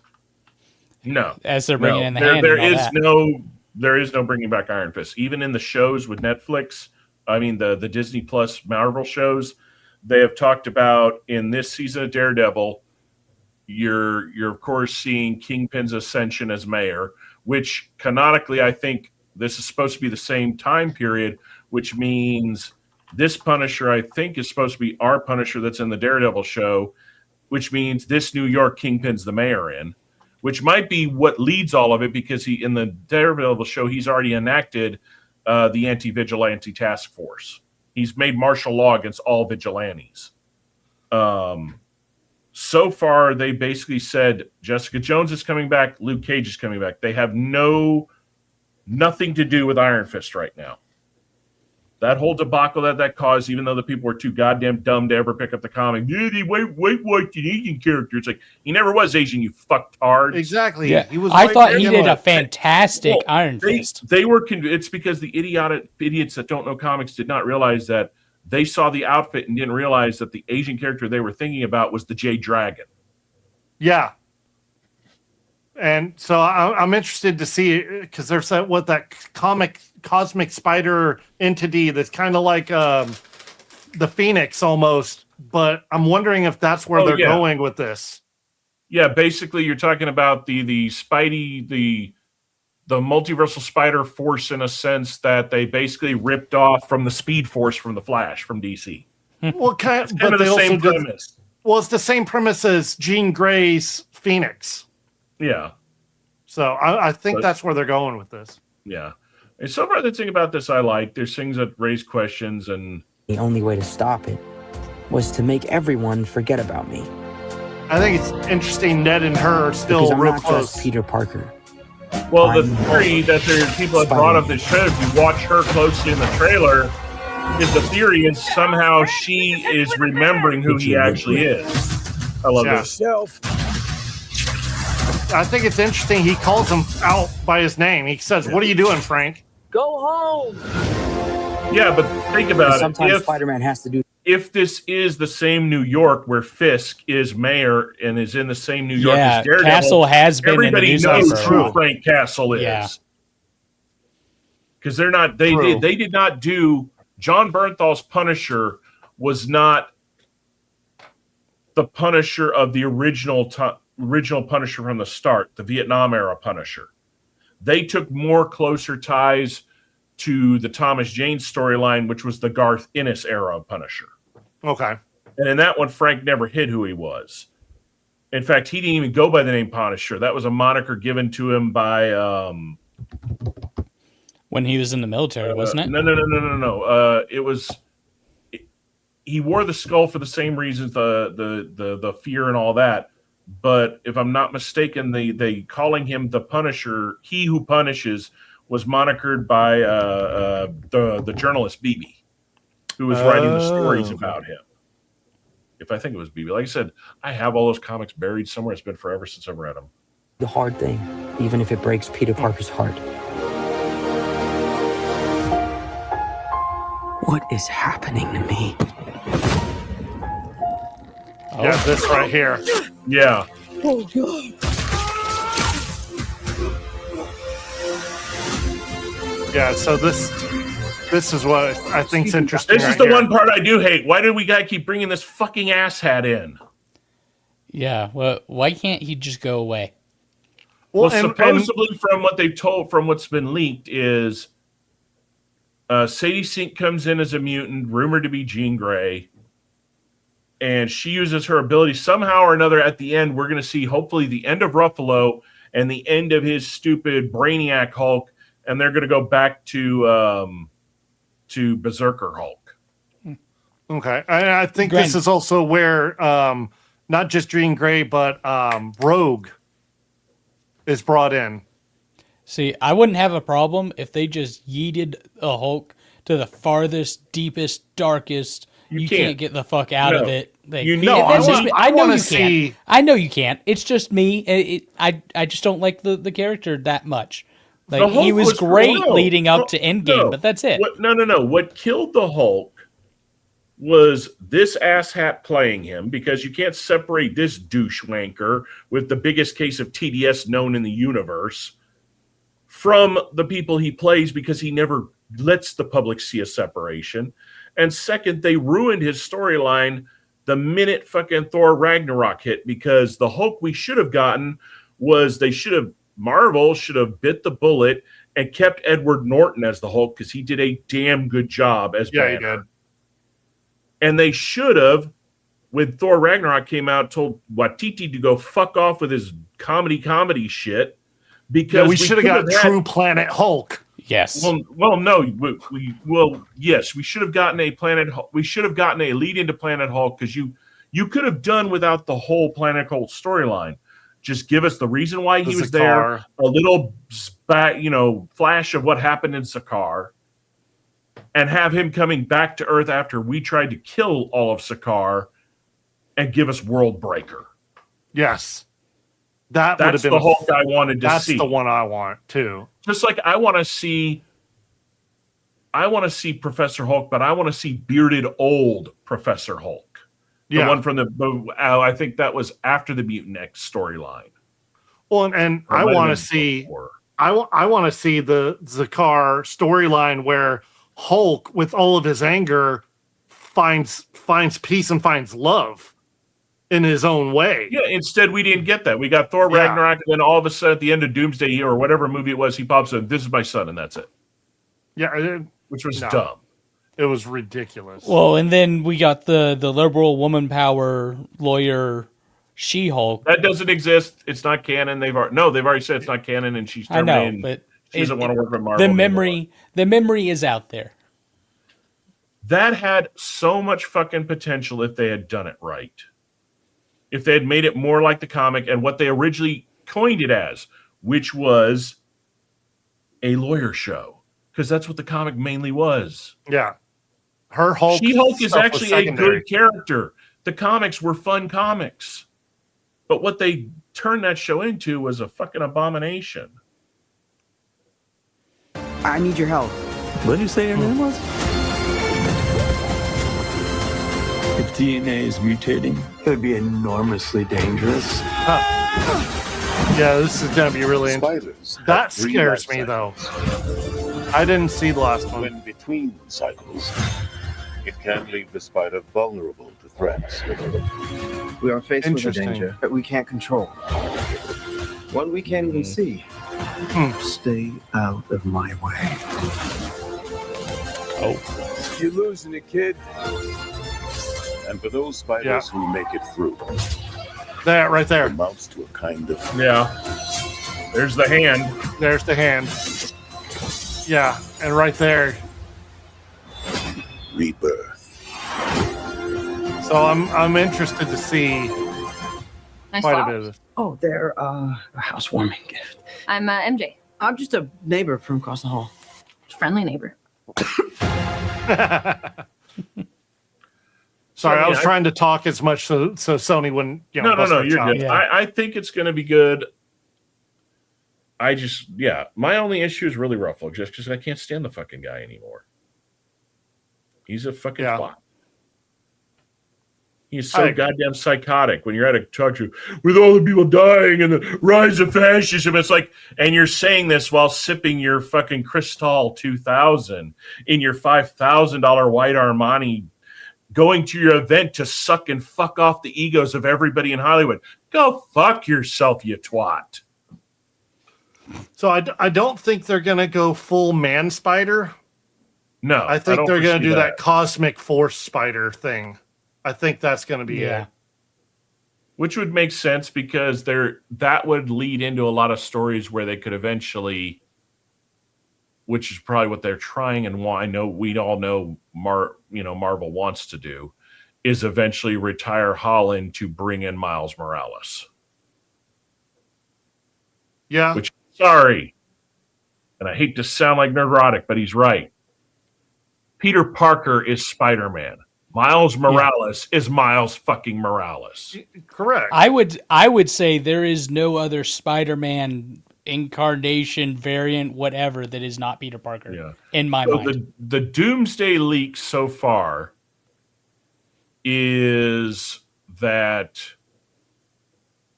something leads to the destruction of Tobey Maguire's universe. So did you see the trailer where it shows Loki with all that? So, okay, hold on. So here's what I'm figuring out by what they've showed. This is my theory, and I've heard it's kind of a conglomeration of all the theories I've heard because I think everybody has tidbits that are right. Here's my theory. Doom escapes his universe after it's destroyed due to an incursion. We watch Tobey Maguire's universe die due to an incursion, and some of his characters, like the X-Men or people in his universe, also jump to the Prime universe. What is it, Marvel 616 or whatever they call it? Yeah. The incursion is caused by Steve Rogers going back in time and living his life with Peggy. Ooh. And Loki has to leave his throne as the Lord of all time to correct it. And at the same time, they're trying to stop Doom because Doom is pissed off that his world is dead because of whatever the fuck happened. Or maybe Doom caused it. We never know. That's my theory of why. Think about it. A major incursion that would cause universes to start dying is the only thing that would cause him to leave the Lord of Time throne. The one thing not cleaned up was Steve Rogers. Because he didn't know about it. Loki had no knowledge of Rogers because he was already dead. And the simple, or I shouldn't say simple, but the act of Loki leaving the throne to go deal with this now leaves all these others that are just going to start to spaghetti monster. Yeah, because it'll start to fray without him on the throne. He'll have to go back in, correct what he can before he could go back in there and basically grab the reins of everything again. No, I like that. That's solid. And that's basically like, because the theory of, so Chris Gore from Film Threat and the FNT guys, that's where I kind of heard them discussing the leaks of Doom leaving the universe and Maguire's universe dying. Because that's also so how Maguire could have one last stand as Spider-Man and not ever have to come back to the role. So you did see the Loki theory of the trailer, X-Men, though, right? yeah. And then the Loki one that I saw, that's where my brain kicked off and thought, okay, if he's in it, there's only one reason he would go out of that throne. And that's when, like a day after I saw that, that's when Chris Gore and Gary were talking about on their Nooner about Steve Rogers being the incursion, which makes sense because that's the only thing canonical since Endgame that was not supposed to, in theory, be a part of the timeline at all. Well, it'd be a nice throwback too to the previous information because they like to build upon previous information. Yeah. So, or at least the Russos. It means that we'll get to see Chris Evans as Captain America again. No. Or sorry, not as Captain America. He will not be in the suit at all in Doomsday. Yeah, not in the suit. But we'll see him. We'll see him as Steve Rogers, but he will not don the suit. Right. But that's still more of a Captain America than So I have not seen this trailer at all. Which one is this? Moana. I have. I'll keep my mouth shut. Well, I've already seen a picture, and right now I can already tell. I've seen pictures. That's it. Whoever did the costume, that's a really shitty fucking wig.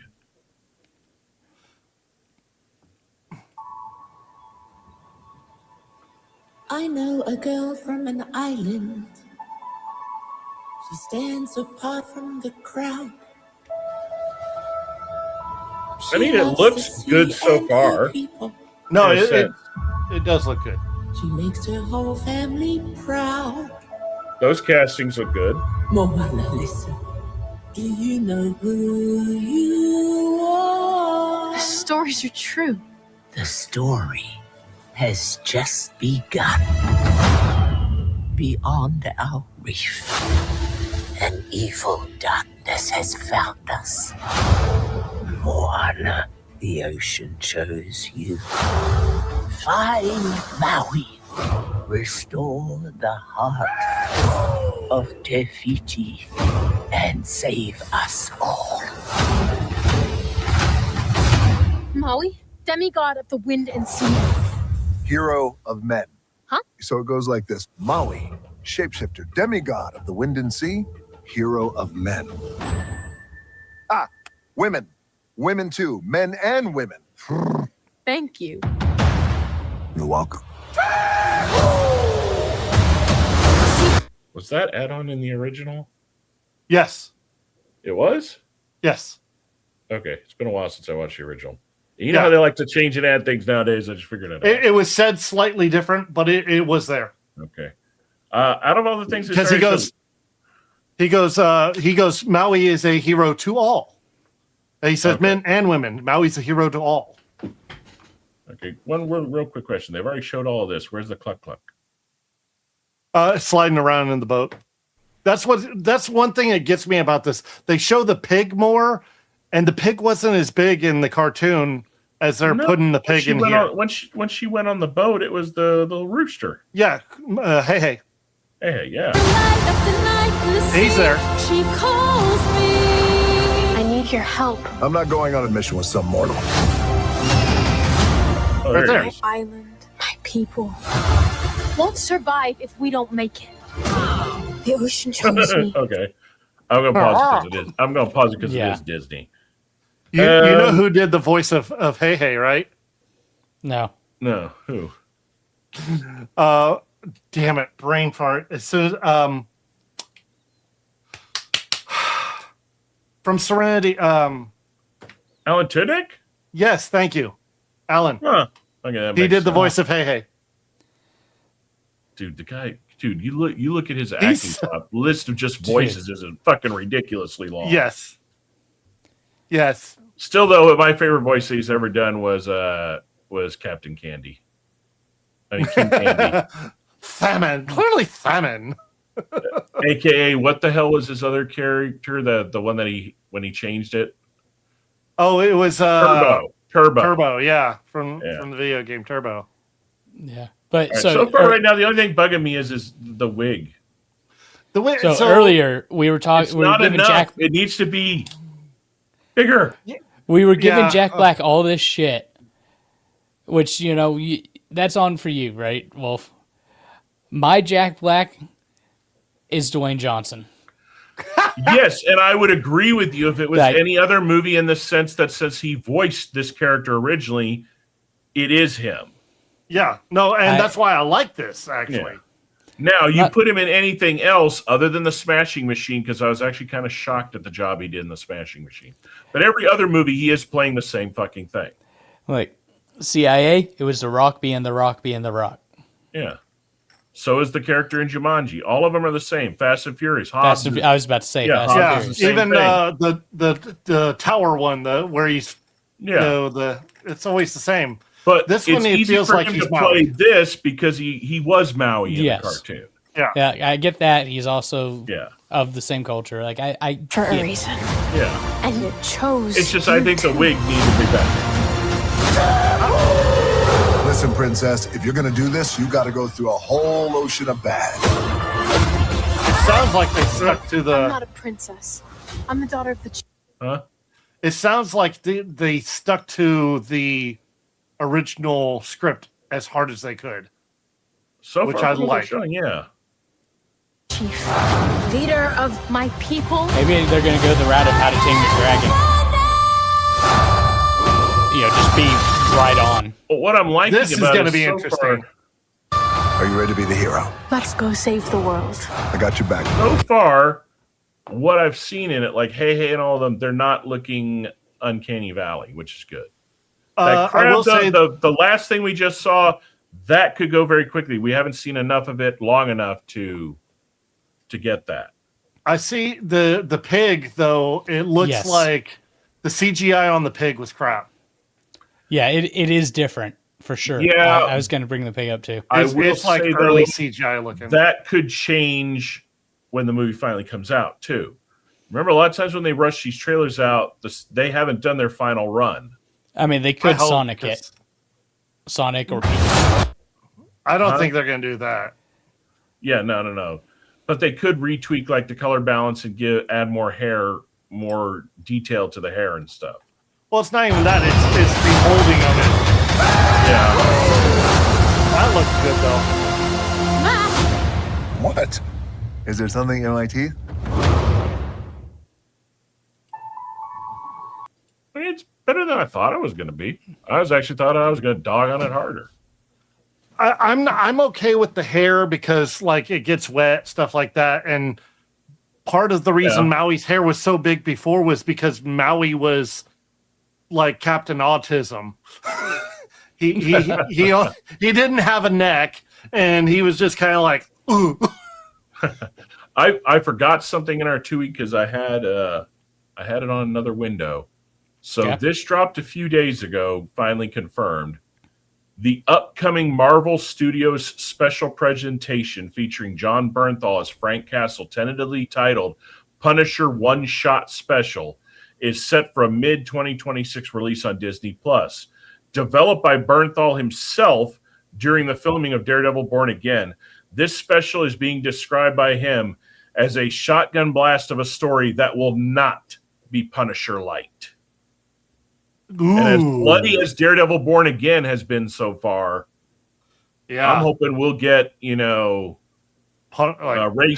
Stevenson style heavy on the violence. Dolph Lundgren was fair on the shooting part, but the bloodiness of Ray Stevenson's Punisher movie was good. In fact, the only thing that destroyed Ray Stevenson's Punisher movie was the guy that played Jigsaw fucking sucked. The one that played his psycho brother overshadowed him and did a better job. They made Jigsaw campy, and Jigsaw was not campy. And apparently, in either this one-shot special or the Punisher show that they're developing, they've already said Jigsaw is going to show, the real Jigsaw is going to show up. So that should be interesting. I like John Bernthal as Punisher. I just hope they stay more on the bloody. The very first season of Punisher was good. The only thing I liked about the second season, no, it was the first season. Yeah, I liked the first season because it brought in Micro, and nothing else had ever showed us Micro before. Even I forgot about even Ray Stevens' movie that was not Micro. Micro was the way they showed him in Punisher in the first John Bernthal season. The second one, I liked the bad guys, but the girl was in it too much, and her story, it wasn't as strong. So, damn, we've gone for 4 hours tonight. 4 hours. We hit it. Well, we had a lot to talk about. Yeah, let's round it out. What do you got going on for the next 2 weeks? Oh, I think in 2 weeks, don't we have we will not be present in 2 weeks. This is true. Because we will be... Yep. The 11th and 12th, we will be at American Milsim Southern Front. Hold on. I didn't want to do it on camera, goddammit. Okay. Then maybe should we push out? Should we do push out till y'all get back, or do an early one? I say push out probably because we got Easter before that. Yeah, that is the weekend. Those of y'all watching, we got Easter weekend, so we normally do every 2 weeks. So we will be pushing out for 3 weeks on this one. And if anything crazy happens, watch our channels post, because I'm going to start doing more updates on stuff like that, mainly so I don't forget shit in between the space. And if you want, Wolf, I mean, you and I can at least jump on, that Easter weekend, jump in, say howdy. Yeah, we'll see how it goes. I mean. It all just depends how it goes. That will land on the first weekend of the month, and that Saturday normally on the route is a pain in the ass. Okay. That's when everybody actually has everything. Plus, it also depends if anything happens. If we don't have anything major going on entertainment-wise in week, what are we going to talk about? We can do a Star Citizen. Yeah, we could. We need to get in. I don't know. We got time to figure it out. We need to get in and play it first. I don't want to be sitting here talking about 4.7 when we ain't been in 4.7 enough. I've been in. It's got some tweaks that need. We've discussed. And I did confirm what you've been experiencing on the inventory stuff. The next hot patch is correcting all of that. So 4.8 already has that fixed apparently. Cool. So, all right, everybody. Well, thank you for joining. Feel free to comment, like, subscribe if you want to. The links to our Discord's in it. Feel free to join it. Thank you for hanging in this long. As always, we will see you in 3 weeks, maybe a week. If we do a special, I'll post if we decide to do that. If you celebrate Easter, enjoy your holidays. Stay safe out there. And remember, always stay heavily opinionated and heavily caffeinated. You take care. We'll catch you next time.